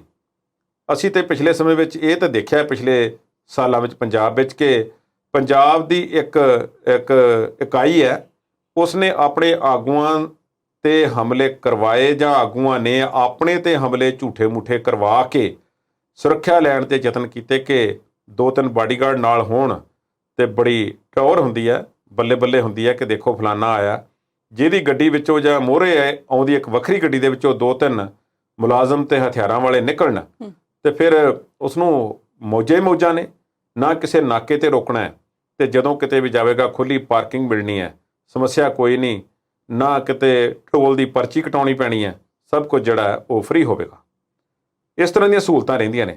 ਤੇ ਆਪਣਾ ਜਾਂਦਾ ਕੀ ਹੈ? ਜਿਹੜੇ ਵੱਡੇ ਲੋਕ ਨੇ ਘੁੰਮਦੇ ਫਿਰਦੇ ਨੇ ਸਾਰਾ ਦਿਨ, ਲੰਗਰ ਪਾਣੀ ਮੁਲਾਜ਼ਮਾਂ ਨੇ ਕਿਤੇ ਸ਼ੱਕ ਲੈਣਾ ਹੁੰਦਾ ਹੈ, ਜਾਂ ਸਰਕਾਰੀ ਖਰਚਾ ਵੀ ਹੁੰਦਾ, ਸਾਰੇ ਭੱਤੇ ਮਿਲਦੇ ਨੇ, ਤਨਖਾਹ ਸਰਕਾਰ ਨੇ ਦੇਣੀ ਹੁੰਦੀ ਹੈ, ਗੱਡੀਆਂ 'ਚ ਤੇਲ ਸਰਕਾਰ ਨੇ ਪਾਉਣਾ ਹੁੰਦਾ ਹੈ, ਹਥਿਆਰ ਸਰਕਾਰ ਨੇ ਦੇਣੇ ਹੁੰਦੇ ਨੇ। ਪਰ ਅੱਜ ਜਿਹੜਾ ਰੌਲਾ ਪੈ ਰਿਹਾ, ਥੋੜ੍ਹਾ ਜਿਹਾ ਉਸ 'ਤੇ ਵਿਚਾਰ ਕਰ ਲਈਏ। ਉਸ ਵਿੱਚੋਂ ਮੈਨੂੰ ਇੱਕ ਗੱਲ ਜਿਹੜੀ ਹੈ ਉਹ ਵਾਜਬ ਲੱਗੀ ਹੈ ਵਿਰੋਧੀ ਧਿਰ ਦੀ। ਦਲਜੀਤ ਸਿੰਘ ਚੀਮਾ ਕਹਿੰਦੇ ਨੇ ਕਿ ਸੁਰੱਖਿਆ ਵਾਪਸ ਲਈ, ਉਹਨਾਂ ਨੇ ਰੌਲਾ ਪਾਇਆ ਕਿਉਂ ਲਈ, ਇਸ ਤਰ੍ਹਾਂ ਸੁਰੱਖਿਆ ਲੋੜ ਹੁੰਦੀ ਹੈ। ਨਵਜੋਤ ਸਿੰਘ ਸਿੱਧੂ ਨੇ ਵੀ ਕਿਹਾ ਸੀ ਇੱਕ ਦਿਨ ਕਿ ਭਗਵੰਤ ਮਾਨ ਦੇ ਵੱਡੇ ਭੈਣ ਜੀ ਜਿਹੜੇ ਨੇ ਉਹਨਾਂ ਨੂੰ ਫਿਰ ਸੁਰੱਖਿਆ ਕਿਉਂ ਦਿੱਤੀ ਹੋਈ ਹੈ। ਇਹ ਮੇਰਾ ਖਿਆਲ ਹੈ ਕਿ ਉਹਨਾਂ ਨੇ 50 ਮਿੰਟਾਂ 'ਚ ਤਾਂ ਨਹੀਂ ਪੁੱਛਿਆ ਹੋਣਾ, ਮੀਡੀਆ ਸਾਹਮਣੇ ਗੱਲ ਕੀਤੀ ਸੀ। ਇਹ ਗੱਲ ਉਹਨਾਂ ਨੇ ਜਿੱਦਣ ਮਿਲ ਕੇ ਆਏ ਨੇ ਭਗਵੰਤ ਮਾਨ ਨੂੰ, ਉਹ ਤੋਂ ਪਹਿਲਾਂ ਕੀਤੀ ਸੀ ਕਿ ਉਹ ਦਰਬਾਰ ਸਾਹਿਬ ਮੱਥਾ ਟੇਕਣ ਗਏ ਸੀ ਉਹਨਾਂ ਦੇ ਭਗਵੰਤ ਮਾਨ ਦੇ ਸਿਸਟਰ, ਤੇ ਉੱਥੇ ਉਹਨਾਂ ਦੇ ਨਾਲ ਕੋਈ ਸਿਕਿਉਰਿਟੀ ਗਾਰਡ ਵੇਖੇ ਗਏ। ਹੁਣ ਇਹਦਾ ਮਤਲਬ ਇਹ ਹੈ ਕਿ ਕੀ ਪੂਰਨ ਤੌਰ ਤੇ ਵਾਪਸ ਲੈ ਲੈਂਦੇ ਨੇ ਜਿਹਦੀ ਸੁਰੱਖਿਆ? ਜਿਸ ਵਿਅਕਤੀ ਕੋਲ ਅੱਜ ਇੱਕ ਖਾਸ ਸ਼੍ਰੇਣੀ ਦੀ XYZ ਜੋ ਵੀ ਹੈ ਪਲੱਸ ਹੈ, ਉਹ ਸੁਰੱਖਿਆ ਹੈ ਤੇ ਕੱਲ੍ਹ ਨੂੰ ਉਸ ਤੋਂ ਸਾਰੇ ਵਾਪਸ ਲੈ ਜਾਣ ਤੇ ਉਸ ਵਿਅਕਤੀ ਦੀ ਸੁਰੱਖਿਆ ਫਿਰ ਕੀ ਹੋਵੇਗੀ, ਉਹਦਾ ਜ਼ਿੰਮੇਵਾਰ ਕੌਣ ਹੋਵੇਗਾ? ਕੀ ਆਮ ਆਦਮੀ ਪਾਰਟੀ ਦੀ ਸਰਕਾਰ ਜ਼ਿੰਮੇਵਾਰ ਹੈ? ਕੀ ਭਗਵੰਤ ਮਾਨ ਜਾਂ ਸਾਡਾ ਜਿਹੜਾ ਗ੍ਰਹਿ ਮੰਤਰੀ ਆ ਉਹ ਜ਼ਿੰਮੇਵਾਰ ਹੋਵੇਗਾ? ਇਸ 'ਤੇ ਥੋੜ੍ਹੀ ਜਿਹੀ ਵਿਚਾਰ ਕਰਦੇ ਹਾਂ। ਦਲਜੀਤ ਸਿੰਘ ਚੀਮਾ ਕਹਿੰਦੇ ਨੇ ਕਿ ਚਲੋ ਸੁਰੱਖਿਆ ਵਾਪਸ ਲੈ ਲਈ, ਪਰ ਇਸ ਚਿੱਠੀ ਨੂੰ ਕਿ ਫਲਾਣੇ ਵਿਅਕਤੀ ਤੋਂ, ਫਲਾਣੇ VIP ਤੋਂ ਅਸੀਂ ਇੰਨੇ ਮੁਲਾਜ਼ਮ ਤੇ ਇੰਨੀਆਂ ਗੱਡੀਆਂ ਜਿਹੜੀਆਂ ਹਨ ਵਾਪਸ ਲੈ ਲਈਆਂ ਨੇ, ਉਹਦੇ ਹੁਕਮ ਜਾਰੀ ਕਰਤੇ ਨੇ, ਇਸ ਚਿੱਠੀ ਨੂੰ ਜਨਤਕ ਕਰਨ ਦੀ ਲੋੜ ਕੀ ਹੈ? ਮੈਂ ਇੰਨੇ ਹੱਦ ਤੱਕ ਉਹਨਾਂ ਦੀ ਗੱਲ ਨਾਲ ਸਹਿਮਤ ਹਾਂ। ਉਹ ਇਹ ਹੈ ਕਿ ਜਦੋਂ ਕਿਸੇ ਨੂੰ ਸੁਰੱਖਿਆ ਦਿੱਤੀ ਜਾਂਦੀ ਹੈ ਤੇ ਉਹ ਇਸ ਕਰਕੇ ਵੀ ਹੈ ਕਿ ਉਸ ਦੀ ਜਾਨ ਮਾਲ ਸੁਰੱਖਿਆ ਜਿਹੜੀ ਹੈ ਉਹ ਰੱਖੀ, ਉਸ ਦੀ ਹਿਫਾਜ਼ਤ ਕੀਤੀ ਜਾਵੇ, ਫਰਜ਼ ਹੈ, ਪਬਲਿਕ ਦੇ ਨੁਮਾਇੰਦੇ ਨੇ। ਤੇ ਜਦੋਂ ਫਿਰ ਵਾਪਸ ਲਈ ਜਾਂਦੀ ਹੈ ਉਸਦੇ ਕਾਰਨ ਤੇ ਕੁਝ ਹੋਣੇ ਚਾਹੀਦੇ ਨੇ। ਤੇ ਜੇ ਚਿੱਠੀ ਨੂੰ ਨਾ ਵੀ ਜਨਤਕ ਕੀਤਾ ਜਾਵੇ ਤੇ ਫਿਰ ਤੁਸੀਂ ਵਾਪਸ ਲੈ ਲਓ, ਠੀਕ ਹੈ। ਜ਼ਰੂਰੀ ਥੋੜ੍ਹਾ ਕਿ ਮੀਡੀਆ ਨੂੰ ਚਿੱਠੀ ਵਿਖਾਉਣੀ ਹੈ ਉਹ ਕਿ ਆਹ ਦੇਖ ਲਓ ਫਲਾਣੇ ਤੋਂ ਖੋਹ ਲਈ ਹੈ। ਇਸ ਨਾਲ ਕੀ ਹੋਵੇਗਾ? ਆਮ ਲੋਕ ਕਹਿਣਗੇ ਚੰਗਾ ਹੋਇਆ ਜੀ, ਬਹੁਤ ਵਧੀਆ ਕੀਤਾ। ਪਰ ਥੋੜ੍ਹਾ ਜਿਹਾ ਇਸ ਨਾਲ ਖਤਰਾ ਵੀ ਪੈਦਾ ਹੁੰਦਾ ਹੈ ਕਿ ਕਿਸੇ ਨਾ ਕਿਸੇ ਦੀ ਕੋਈ ਦੁਸ਼ਮਣੀ ਜਾਂ ਕੋਈ ਹੋਰ ਲਾਗ ਡਾਟ ਜਾਂ ਕੁਝ ਵੀ ਹੋ ਸਕਦਾ ਹੈ। ਉਹ ਲੋਕ ਫਿਰ ਚੁਕੰਨੇ ਹੋ ਸਕਦੇ ਨੇ ਕਿ ਹੁਣ ਫਲਾਣੇ ਕੋਲ ਸਿਕਿਉਰਿਟੀ ਨਹੀਂ ਹੈ ਜੋ ਪਹਿਲਾਂ ਸੀ ਤੇ ਹੁਣ ਅਸੀਂ ਇਸ ਨੂੰ ਟਾਰਗੇਟ ਕਰ ਸਕਦੇ ਹਾਂ। ਸ਼ਾਇਦ ਇਸੇ ਡਰ ਨੂੰ ਡਾਕਟਰ ਚੀਮਾ ਨੇ ਜਿਹੜਾ ਹੈ ਉਹ ਬਿਆਨ ਕੀਤਾ। ਹੁਣ ਗੱਲ ਇਹ ਹੈ ਕਿ ਕੀ ਇਹ ਫੈਸਲਾ ਭਗਵੰਤ ਮਾਨ ਸਰਕਾਰ ਨੇ ਕਰਨਾ ਹੁੰਦਾ ਹੈ ਕਿ ਕਿਸ ਵਿਅਕਤੀ ਨੂੰ ਸੁਰੱਖਿਆ ਦੀ ਲੋੜ ਹੈ ਜਾਂ ਨਹੀਂ? ਮੇਰੇ ਖਿਆਲ ਵਿੱਚ ਇਹ ਕੰਮ ਸੁਰੱਖਿਆ ਏਜੰਸੀਆਂ ਦਾ ਹੁੰਦਾ, ਜਿਸ ਵਿੱਚ ਪੰਜਾਬ ਪੁਲਿਸ ਵੀ ਹੈ, ਵਿਜੀਲੈਂਸ ਵੀ ਹੈ, CID ਹੈ, CBI ਹੈ, NIA ਆ, ਹੋਰ ਪਤਾ ਨਹੀਂ ਕਿੰਨੀਆਂ ਸਰਕਾਰੀ ਸੰਸਥਾਵਾਂ ਨੇ ਜਿਹੜੀਆਂ ਰਿਪੋਰਟ ਜਾਰੀ ਕਰ ਸਕਦੀਆਂ ਨੇ ਕਿ ਫਲਾਣੇ ਵਿਅਕਤੀ ਦੀ ਜਾਨ ਨੂੰ ਜਾਂ ਇਸ ਨੂੰ ਖਤਰਾ ਹੈ ਤੇ ਇਸ ਨੂੰ ਸੁਰੱਖਿਆ ਦਿੱਤੀ ਜਾਵੇ। ਕੀ ਉਸ ਵਿਅਕਤੀ ਨੂੰ ਸੁਰੱਖਿਆ ਦੀ ਫਿਰ ਲੋੜ ਹੈ? ਹੁਣ ਇਹ ਗੱਲਾਂ ਜਿਹੜੀਆਂ ਨੇ ਉੱਥੋਂ ਮੈਂ ਸਮਝਦਾ ਕਿ ਜੇ ਕੱਲ੍ਹ ਨੂੰ ਕੋਈ ਮਿਸ ਹੈਪਨ, ਕੋਈ ਮਾੜੀ ਦੁਰਘਟਨਾ ਵਾਪਰ ਜਾਂਦੀ ਹੈ ਤੇ ਕੀ ਫਿਰ ਭਗਵੰਤ ਮਾਨ ਸਰਕਾਰ ਜ਼ਿੰਮੇਵਾਰ ਹੋਵੇਗੀ? ਮੈਂ ਨਹੀਂ ਸਮਝਦਾ ਕਿ ਉਹ ਜ਼ਿੰਮੇਵਾਰ ਹੋਵੇਗੀ। ਉਹਦਾ ਕਾਰਨ ਇਹ ਹੈ ਕਿ ਸੁਰੱਖਿਆ ਏਜੰਸੀਆਂ ਦੀ ਰਿਪੋਰਟ ਤੋਂ ਬਿਨਾਂ ਸਰਕਾਰ ਜੇ ਕਿਸੇ ਦੀ ਸੁਰੱਖਿਆ ਵਾਪਸ ਲੈਂਦੀ ਹੈ ਤੇ ਫਿਰ ਜ਼ਿੰਮੇਵਾਰ ਹੋਵੇਗੀ। ਜੇ ਇੰਨਾ ਬੇਵਕੂਫੀ ਭਰਿਆ ਡਿਸੀਜਨ ਨਹੀਂ ਉਹ ਲੈ ਸਕਦੇ ਕਿ ਆਪਣੀ ਮਰਜ਼ੀ ਨਾਲ ਹੀ ਸੁਰੱਖਿਆ ਕਿਸੇ ਦੀ ਵਾਪਸ ਲੈ ਲੈਣ ਤੇ ਦੂਸਰੇ ਨੂੰ ਦੇ ਦੇਣ। ਇਸ ਤੇ ਫਿਰ ਕਿਸੇ ਦੀ ਜਾਨ ਜੋਖਮ ਚ ਪਾਉਣ ਵਾਲੀ ਗੱਲ ਹੋ ਸਕਦੀ ਹੈ। ਪਰ ਸੋਸ਼ਲ ਮੀਡੀਆ ਤੇ ਵੀ ਰੌਲਾ ਪੈ ਰਿਹਾ, ਲੋਕੀ ਕਹਿੰਦੇ ਇੰਨੇ ਇਹਨਾਂ ਕੋਲ ਪੈਸੇ ਨੇ, ਇੰਨੇ ਨੋਟ ਨੇ, ਆਪਣੀ ਪ੍ਰਾਈਵੇਟ ਸਿਕਿਉਰਿਟੀ ਰੱਖ ਲੈਣ। ਸਰਕਾਰ ਤੇ ਕਾਹਤੋਂ ਬੋਝ ਬਣੇ ਹੋਏ ਨੇ? ਮੈਂ ਇਹ ਸਮਝਦਾ ਸਵਲੀਨ ਕਿ ਇਸ ਵਿੱਚ ਥੋੜਾ ਜਿਹਾ ਝਾਤ ਮਾਰਨ ਦੀ ਲੋੜ ਹੁੰਦੀ ਹੈ ਕਿ ਮੈਂ ਜਿਵੇਂ ਪਹਿਲਾਂ ਬਿਆਨ ਕੀਤੀ ਸੀ ਸ਼ੁਰੂ ਵਿੱਚ ਗੱਲ ਕਿ ਆਪਣੀ ਟੌਰ ਖਾਤਰ ਵੀ ਕਈਆਂ ਨੇ ਸਿਕਿਉਰਿਟੀ ਰੱਖੀ ਹੋਈ ਹੈ। ਹਾਂ, ਬੋਨੋ ਤਾਂ ਵਾਪਸ ਲਾਓ। ਕੀ ਉਹਨਾਂ ਦੀ ਜਾਨ ਨੂੰ ਸਪੈਸੀਫਿਕ ਥ੍ਰੈਟ ਹੈ?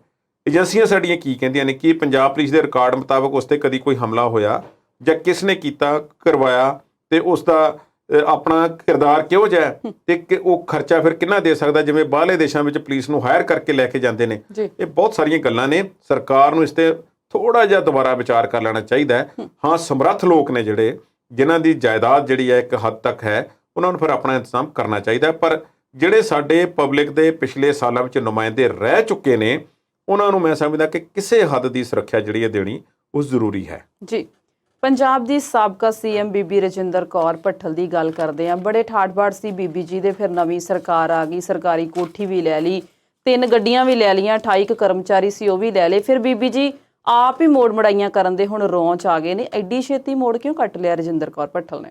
ਜਿਹੜੀ ਡੈਡਲਾਈਨ ਦਿੱਤੀ ਗਈ ਸੀ ਚੰਡੀਗੜ੍ਹ ਵਾਲੀ ਕੋਠੀ ਖਾਲੀ ਕਰਨ ਦੀ, ਇੱਕ ਉਹਨਾਂ ਨੇ ਮੁੱਖ ਮੰਤਰੀ ਵਜੋਂ ਜੋ ਕੋਠੀ ਉਹਨਾਂ ਨੂੰ 1997 ਦੇ ਆਸ-ਪਾਸ ਮਿਲੀ ਸੀ, ਉਹ ਉਹਨਾਂ ਨੇ ਇੱਕਦਮ ਖਾਲੀ ਕੀਤੀ। ਵਰਦੇ ਮੀਂਹ ਦੇ ਵਿੱਚ ਉਹਨਾਂ ਨੇ ਆਪਣਾ ਸਮਾਨ ਉੱਥੋਂ ਚੁੱਕਿਆ। ਖੈਰ, ਕੋਠੀ ਖਾਲੀ ਹੋਈ ਹੈ ਤੇ ਹੁਣ ਉਸ ਕੋਠੀ ਨੂੰ ਖਾਲੀ ਕਰਕੇ ਤੇ ਉਹ ਵਾਪਸ ਆਏ ਨੇ ਤੇ ਹੁਣ ਉਹਨਾਂ ਨੇ ਥੋੜ੍ਹਾ ਜਿਹਾ ਇੱਕ ਹੋਰ ਮੋੜ ਜਿਹੜਾ ਉਹ ਆਪਣੇ ਆਪ ਕੱਟਿਆ। ਜਿਵੇਂ ਪਹਿਲਾਂ ਦੱਸਿਆ ਕਿ ਜਿਨ੍ਹਾਂ ਦੀ ਸੁਰੱਖਿਆ ਵਾਪਸ ਲਈ ਉਹਨਾਂ ਵਿੱਚ ਬੀਬੀ ਰਜਿੰਦਰ ਕੌਰ ਭੱਠਲ ਦਾ ਨਾਮ ਵੀ ਹੈ। ਲਹਿਰਾ ਗਾਗਾ ਦੇ ਵਿੱਚ ਉਹਨਾਂ ਨੇ ਆਪਣੇ ਘਰ ਦੇ ਬਾਹਰ ਇੱਕ ਰੋਡ ਦੇ ਉੱਪਰ ਦੱਸਿਆ ਜਾਂਦਾ ਕਿ ਕੁਝ ਕਮਰੇ ਸੜਕ ਦੇ ਵਿੱਚ ਬਣਾਏ ਹੋਏ ਸੀ, ਬਿਲਕੁਲ ਸੜਕ ਦੇ ਵਿੱਚ, ਜਿਸ ਨਾਲ ਉਹ ਰਸਤਾ ਪੱਕੇ ਤੌਰ ਤੇ ਬੰਦ ਕਰ ਦਿੱਤਾ ਗਿਆ ਸੀ। ਸਾਬਕਾ ਮੁੱਖ ਮੰਤਰੀ ਹੈ ਬੀਬੀ ਜੀ ਤੇ 40 ਸਾਲ ਤੋਂ ਉੱਥੇ ਕਬਜ਼ਾ ਦੱਸਿਆ ਜਾਂਦਾ ਹੈ। 40 ਸਾਲ ਤੋਂ ਭਾਵ 22 ਸਾਲ 2022 ਦੇ ਤੇ 18 ਪਿਛਲੇ, ਭਾਵ 1982-83 ਦੇ ਆਸ-ਪਾਸ ਦਾ ਕਬਜ਼ਾ ਉਹ ਕੀਤਾ ਗਿਆ ਹੋਵੇਗਾ। ਉਹ ਕਮਰੇ ਬਣਾਏ ਗਏ ਹੋਣਗੇ। ਹੁਣ ਇਹਦਾ ਮਤਲਬ ਇਹ ਹੈ ਕਿ ਇਹ ਕਬਜ਼ਾ ਬਹੁਤ ਪਹਿਲਾਂ ਦਾ ਆ, ਜਦੋਂ ਉਹ ਮੁੱਖ ਮੰਤਰੀ ਬਣੇ ਨੇ, ਤੇ ਬਾਅਦ ਵਿੱਚ ਤੇ ਫਿਰ ਜਦੋਂ ਇੱਕ ਵਾਰੀ ਮੁੱਖ ਮੰਤਰੀ ਵਾਲਾ ਠੱਪਾ ਲੱਗ ਜਾਂਦਾ ਹੈ ਤੇ ਫਿਰ ਤੁਹਾਨੂੰ ਹਿਲਾਉਣ ਵਾਲਾ ਕੌਣ ਹੈ? ਹੁਣ ਉਹਨਾਂ ਨੇ ਇੰਨੀ ਦੇਰ ਤੱਕ ਕਬਜ਼ਾ ਕਰਕੇ ਰੱਖਿਆ, ਹੁਣ ਉਹਨਾਂ ਦੀ ਸੁਰੱਖਿਆ ਵਾਪਸ ਹੋ ਗਈ ਹੈ ਤੇ ਉਹ ਥੋੜ੍ਹੀ ਬਹੁਤੀ ਸੁਰੱਖਿਆ ਉਹਨਾਂ ਦੇ ਕੋਲ ਹੋਵੇਗੀ ਤੇ ਉਹਨਾਂ ਨੇ ਆਪਣੇ ਖੁਦ ਉਹਨਾਂ ਨੇ ਫੈਸਲਾ ਲੈਂਦੇ ਹੋਏ ਉਹ ਕਮਰੇ ਢਵਾ ਦਿੱਤੇ ਨੇ ਤੇ ਸੜਕ ਦਾ ਰਸਤਾ ਖੁੱਲ ਗਿਆ। ਇਹ ਵੀ ਸੁਣਨ ਵਿੱਚ ਆਇਆ ਕਿ ਬੀਬੀ ਜੀ ਨੇ ਪਿਛਲੀ ਕਾਂਗਰਸ ਸਰਕਾਰ ਨੂੰ ਵੀ ਕਹਿ ਦਿੱਤਾ ਸੀ ਕਿ ਮੈਂ ਉਹ ਕਮਰੇ ਹਟਾ ਦਿੰਦੀ ਹਾਂ, ਤੁਸੀਂ ਉੱਥੋਂ ਦੀ ਸੜਕ ਦੁਬਾਰਾ ਬਣਾ ਦਿਓ ਤਾਂ ਕਿ ਲੋਕਾਂ ਨੂੰ ਉੱਥੋਂ ਲੰਘਣ ਵਿੱਚ ਮੁਸ਼ਕਲ ਨਾ ਆਵੇ।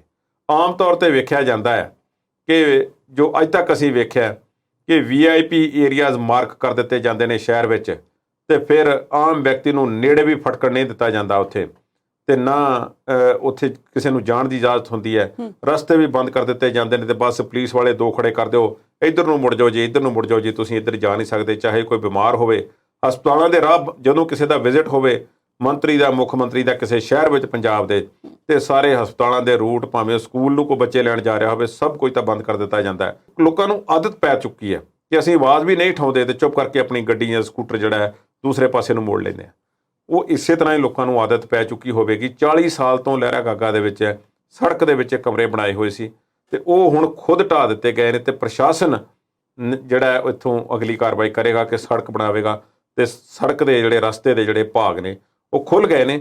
ਇਹ ਮੈਂ ਇਸ ਨੂੰ ਪਹਿਲੀ ਨਜ਼ਰੇ ਸਵਾਗਤਯੋਗ ਕਦਮ ਆਖਾਂਗਾ, ਪਰ ਇਹ ਬਹੁਤ ਪਹਿਲਾਂ ਹੋ ਜਾਣਾ ਚਾਹੀਦਾ ਸੀ। ਤੇ ਬੀਬੀ ਜੀ ਨੇ ਇਹ ਵੀ ਕਿਹਾ ਕਿ ਮੈਂ ਪਿਛਲੀ ਸਰਕਾਰ ਨੂੰ ਕਹਿ ਦਿੱਤਾ ਸੀ ਕਿ ਇੱਥੇ ਸੜਕ ਬਣਾ ਦਿਓ, ਪਰ ਕੁਝ ਤਕਨੀਕੀ ਕਾਰਨਾਂ ਕਰਕੇ ਨਹੀਂ ਬਣੀ। ਤੇ ਨਾਲ ਉਹਨਾਂ ਨੇ ਇਹ ਕਹਿ ਦਿੱਤਾ ਕਿ ਇਹ ਕੋਈ ਨਜਾਇਜ਼ ਕਬਜ਼ਾ ਨਹੀਂ ਸੀ, ਇਹ ਸਗੋਂ ਮੇਰੇ ਸੁਰੱਖਿਆ ਕਰਮਚਾਰੀ ਜਿਹੜੇ ਹਨ ਉਹਨਾਂ ਦੇ ਰਹਿਣ ਵਾਸਤੇ ਜਿਹੜਾ ਹੈ ਉੱਥੇ, ਕਿਉਂਕਿ ਕਾਫੀ ਸਾਰੇ ਹੁੰਦੇ ਨੇ, ਇਹ ਟਿਕਾਣਾ ਇੱਕ ਬਣਾਇਆ ਹੋਇਆ ਸੀ। ਚਲੋ ਇਹਨੂੰ ਜਿਸ ਤਰ੍ਹਾਂ ਮਰਜ਼ੀ ਲਾਈਏ, ਨਾਜਾਇਜ਼ ਕਬਜ਼ਾ ਤੇ ਉਹ ਹੈ ਗਲਤ ਤੇ ਗਲਤ ਹੀ ਹੈ, ਉਸ ਨੂੰ ਡੈਫੀਨੇਸ਼ਨ ਕੋਈ ਹੋਰ ਦੇ ਦਈਏ ਤੇ ਫਿਰ ਕੁਝ ਹੋਵੇਗਾ, ਤੇ ਉਸ ਗੱਲ ਨੂੰ ਮੈਂ ਕਹਿ ਨਹੀਂ ਸਕਦਾ, ਪਰ ਕਬਜ਼ਾ ਤੇ ਜੋ ਗਲਤ ਹੈ ਉਹ ਗਲਤ ਹੀ ਹੈ।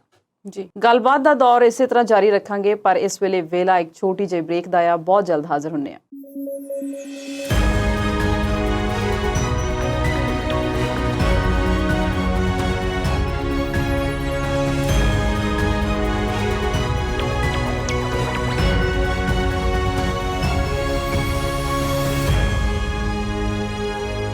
ਬ੍ਰੇਕ ਤੋਂ ਬਾਅਦ ਪ੍ਰੋਗਰਾਮ ਵਿਚਾਰ ਚਰਚਾ ਦੇਖਣ ਵਾਲੇ ਦਰਸ਼ਕਾਂ ਦਾ ਇੱਕ ਵਾਰ ਫਿਰ ਤੋਂ ਸਵਾਗਤ ਕਰਦੇ ਹਾਂ।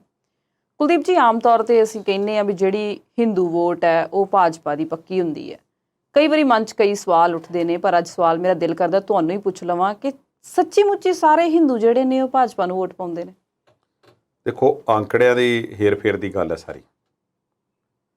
ਜਿਹੜੇ ਰਣਨੀਤੀਕਾਰ ਨੇ, ਚੋਣ ਰਣਨੀਤੀਕਾਰ, ਤੇ ਹੁਣ ਤੇ ਸਿਆਸਤਦਾਨ ਵੀ ਬਣ ਜਾ ਰਹੇ ਨੇ, ਪਰ ਜਿਹੜਾ ਰਣਨੀਤੀਕਾਰ ਹੋਵੇ ਉਹਨੂੰ ਆਪਣਾ ਕੰਮ ਭੁੱਲ ਥੋੜ੍ਹਾ ਜਾਂਦਾ ਤੇ ਉਹਨੂੰ ਯਾਦ ਹੀ ਰਹੇਗਾ ਜੀ। ਪ੍ਰਸ਼ਾਂਤ ਕਿਸ਼ੋਰ ਦੀ ਮੈਂ ਗੱਲ ਕਰ ਰਿਹਾ। ਪ੍ਰਸ਼ਾਂਤ ਕਿਸ਼ੋਰ ਨੇ ਕੁਝ ਅੰਕੜਿਆਂ ਦੀ ਖੇਡ ਦਾ ਵਿਸ਼ਲੇਸ਼ਣ ਕੀਤਾ ਹੈ। ਉਹ ਕਹਿੰਦੇ ਨੇ ਕਿ ਭਾਰਤ ਵਿੱਚ ਇੱਕ ਅੰਦਾਜ਼ੇ ਮੁਤਾਬਕ 80 ਤੋਂ 82% ਹਿੰਦੂ ਭਾਈਚਾਰਾ ਹੈ। ਇਹ ਵੀ ਮੈਂ ਦੱਸ ਦੇਵਾਂ ਆਪਣੇ ਦਰਸ਼ਕਾਂ ਨੂੰ ਕਿ ਜੇ ਔਸਤ ਦੇ ਹਿਸਾਬ ਨਾਲ ਭਾਈਚਾਰੇ ਦੀ ਗੱਲ ਅਸੀਂ ਕਰੀਏ ਤੇ ਵੱਧ ਔਸਤ ਜਿਹੜੀ ਆ ਭਾਰਤ ਨਾਲੋਂ ਵੀ ਜ਼ਿਆਦਾ ਨੇਪਾਲ ਦੇ ਵਿੱਚ ਹੈ ਹਿੰਦੂ ਭਾਈਚਾਰੇ ਦੀ। ਉਹਨਾਂ ਨੇ ਤਾਜ਼ਾ ਯੂਪੀ ਦੇ ਉਦਾਹਰਨ ਦਿੱਤੀ ਹੈ, ਯੂਪੀ ਦੇ ਨਤੀਜਿਆਂ ਨੂੰ ਉਹਨਾਂ ਨੇ ਘੋਖਿਆ, ਤੇ ਇੱਕ ਗੱਲਬਾਤ ਦੇ ਵਿੱਚ ਉਹਨਾਂ ਨੇ ਆਖਿਆ ਕਿ ਯੋਗੀ ਭਾਵੇਂ ਦੁਬਾਰਾ ਸਰਕਾਰ ਬਣਾਉਣ 'ਚ ਕਾਮਯਾਬ ਹੋ ਗਏ ਨੇ, ਪਰ ਉੱਥੇ 80 ਤੋਂ 82% ਜਿਹੜੇ ਹਿੰਦੂ ਵਸਦੇ ਨੇ, ਕਿ ਉਹਨਾਂ ਸਾਰਿਆਂ ਨੇ ਜਾਂ ਬਹੁਤ ਵੱਡੀ ਗਿਣਤੀ ਨੇ ਯੋਗੀ ਨੂੰ ਵੋਟਾਂ ਪਾਈਆਂ? ਉਹ ਕਹਿੰਦੇ ਨੇ ਕਿ ਨਹੀਂ, ਇਸ ਤਰ੍ਹਾਂ ਨਹੀਂ ਹੈ। 40 ਜਾਂ 38 ਜਾਂ 40% ਉਹਨਾਂ ਨੂੰ ਟੋਟਲ ਵੋਟ ਮਿਲੀ ਹੈ। ਜੇ ਉਹ ਸਾਰੀ ਦੀ ਸਾਰੀ ਵੀ ਹਿੰਦੂ ਭਾਈਚਾਰੇ ਦੀ ਵੋਟ ਹੋਵੇ ਤੇ ਫਿਰ ਵੀ ਅਸੀਂ ਇਹ ਨਹੀਂ ਕਹਿ ਸਕਦੇ ਕਿ ਪੋਲਰਾਈਜੇਸ਼ਨ, ਭਾਵ ਲੋਕਾਂ ਨੂੰ ਇੱਕ ਪਾਸੇ ਧਿਆਨ ਕਰਕੇ ਤੇ ਇੱਕ ਭਾਈਚਾਰੇ ਦੀਆਂ ਵੋਟਾਂ ਉਹਨਾਂ ਨੇ ਸਾਰੀਆਂ ਹਥਿਆ ਲਈਆਂ ਨੇ। ਉਹਨਾਂ ਨੇ ਕਿਹਾ ਕਿ ਇਹ ਅੱਧੇ ਤੋਂ ਵੀ ਘੱਟ ਦੀ ਗਿਣਤੀ ਹੈ ਜੋ ਟੋਟਲ ਹਿੰਦੂ ਭਾਈਚਾਰੇ ਦੀ ਗਿਣਤੀ ਕੀਤੀ ਜਾਵੇ। ਇਹ ਗੱਲ ਉਹਨਾਂ ਨੇ ਮੰਨੀ ਹੈ ਕਿ ਬਹੁਤ ਸਾਰਾ ਹਿੰਦੂ ਭਾਈਚਾਰਾ ਇਸ ਵੇਲੇ ਭਾਜਪਾ ਦੇ ਹਿੰਦੂਤਵਾ ਜਿਹੜਾ ਉਹਨਾਂ ਦਾ ਏਜੰਡਾ ਹੈ ਉਸ ਨੂੰ ਵੋਟ ਪਾਉਂਦਾ ਹੈ, ਪਰ ਦੂਜੇ ਪਾਸੇ ਉਹਨਾਂ ਨੇ ਕਿਹਾ ਕਿ ਉਹਨਾਂ ਲੋਕਾਂ ਦੀ ਗਿਣਤੀ ਵੱਧ ਹੈ ਜੋ ਇਸ ਏਜੰਡੇ ਨੂੰ ਵੋਟ ਨਹੀਂ ਪਾਉਂਦੇ ਨੇ ਤੇ ਸਿਰਿਓਂ ਨਕਾਰਦੇ ਨੇ, ਉਹ ਦੂਜੇ ਪਾਸੇ ਵੋਟ ਪਾਉਂਦੇ ਨੇ। ਪਰ ਨਾਲ ਦੀ ਨਾਲ ਉਹਨਾਂ ਨੇ ਭਾਰਤ ਦੇ ਸੰਦਰਭ ਦੇ ਵਿੱਚ ਵੀ ਕੁਝ ਗੱਲਾਂ ਕੀਤੀਆਂ ਨੇ, ਤੇ ਭਾਜਪਾ ਦੇ ਸੰਦਰਭ ਵਿੱਚ ਜੋ ਉਹਨਾਂ ਨੇ ਗੱਲਾਂ ਕੀਤੀਆਂ ਨੇ ਬੜੀਆਂ ਇੰਟਰਸਟਿੰਗ ਨੇ। ਇੱਕ ਤੇ ਉਹ ਕਹਿੰਦੇ ਨੇ ਕਿ ਜਿਵੇਂ ਆਜ਼ਾਦੀ ਤੋਂ ਬਾਅਦ ਲੋਕਾਂ ਨੂੰ, ਜਾਂ ਲੋਕਾਂ ਦੇ ਜਿਹੜੇ ਵਿਸ਼ਲੇਸ਼ਣ ਸੀ ਰਾਜਨੀਤਿਕ ਤੌਰ 'ਤੇ, ਉਹ ਇਹ ਗੱਲ ਸਮਝ ਚੁੱਕੇ ਸੀ ਕਿ ਕਾਂਗਰਸ ਪਾਰਟੀ 40-50 ਸਾਲ ਵਾਸਤੇ ਅਗਲੇ ਭਾਰਤ ਦਾ ਜਿਹੜਾ ਇੱਕ ਨਕਸ਼ਾ ਹੋਵੇਗਾ, ਰਾਜਨੀਤਿਕ ਨਕਸ਼ਾ, ਉਸ ਵਿੱਚ ਪ੍ਰਮੁੱਖ ਪਾਰਟੀ ਦੇ ਤੌਰ 'ਤੇ ਰਹੇਗੀ, ਤੇ ਉਹ ਰਹੀ ਵੀ ਹੈ। ਅਗਾਂਹ ਦੀ ਉਹ ਗੱਲ ਕਰਦੇ ਨੇ ਕਿ ਮੈਂ ਇੱਕ ਮੋਟੇ ਜਿਹੇ ਅੰਦਾਜ਼ੇ ਮੁਤਾਬਕ ਕਹਿ ਸਕਦਾ ਹਾਂ ਕਿ ਅਗਲੇ 25 ਤੋਂ 30 ਜਾਂ 40 ਸਾਲ ਵਾਸਤੇ ਭਾਜਪਾ ਇਸੇ ਤਰ੍ਹਾਂ ਭਾਰਤ ਦੇ ਰਾਜਨੀਤਿਕ ਨਕਸ਼ੇ ਤੇ ਬਣੀ ਰਹੇਗੀ। ਉਹਨਾਂ ਨੇ ਇਸ ਗੱਲ ਦਾ ਵੀ ਦੱਸਿਆ ਕਿ ਇਹ ਕਿਉਂ ਸੋਚਦੇ ਨੇ।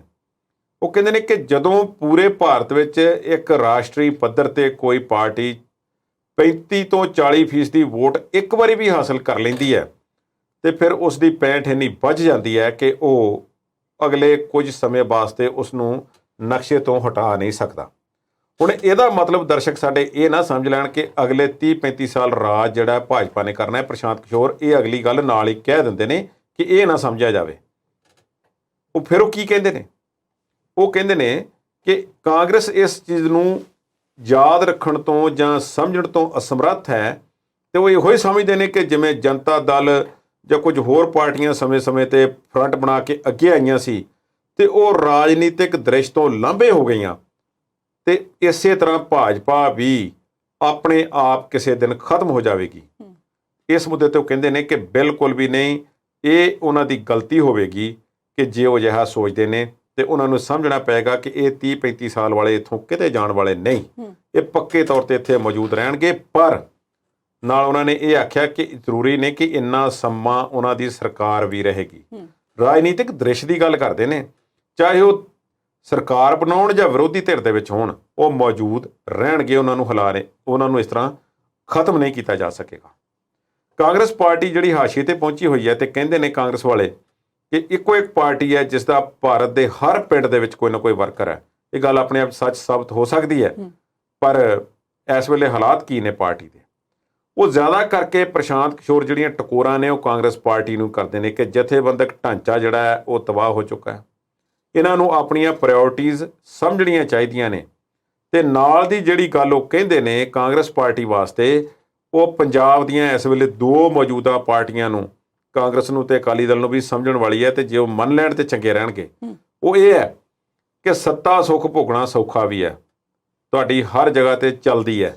ਤੁਸੀਂ ਰਹਿੰਦੇ ਹੋ, ਤੁਸੀਂ ਕੰਮ ਕਰਦੇ ਹੋ ਜਾਂ ਨਹੀਂ ਕਰਦੇ, ਫਿਰ ਵੀ ਤੁਹਾਡੀ ਇੱਕ ਲੋਕਾਂ ਦੇ ਵਿੱਚ ਪਛਾਣ ਬਣੀ ਰਹਿੰਦੀ ਹੈ। ਪਰ ਇਸ ਗੱਲ ਨੂੰ ਵੀ ਸਮਝਣਾ ਚਾਹੀਦਾ ਹੈ, ਕਾਂਗਰਸ ਨੂੰ ਉਹਨਾਂ ਨੇ ਕੇਂਦਰ ਦੇ ਵਿੱਚ ਕਿਹਾ ਕਿ ਤੁਹਾਨੂੰ ਆਪੋਜੀਸ਼ਨ, ਤੁਸੀਂ ਸੱਤਾ ਸੁੱਖ ਲੰਬਾ ਸਮਾਂ ਭੋਗ ਲਿਆ, ਪਰ ਤੁਹਾਨੂੰ ਵਿਰੋਧੀ ਧਿਰ ਵਜੋਂ ਰਹਿਣਾ ਵੀ ਸਿੱਖਣਾ ਪਏਗਾ। ਤੁਹਾਨੂੰ ਜੇ ਤੁਸੀਂ ਜਿੱਤੇ ਹੋ ਤੇ ਤੁਹਾਨੂੰ ਹਾਰ ਵੀ ਕਬੂਲ ਕਰਨੀ ਪਏਗੀ।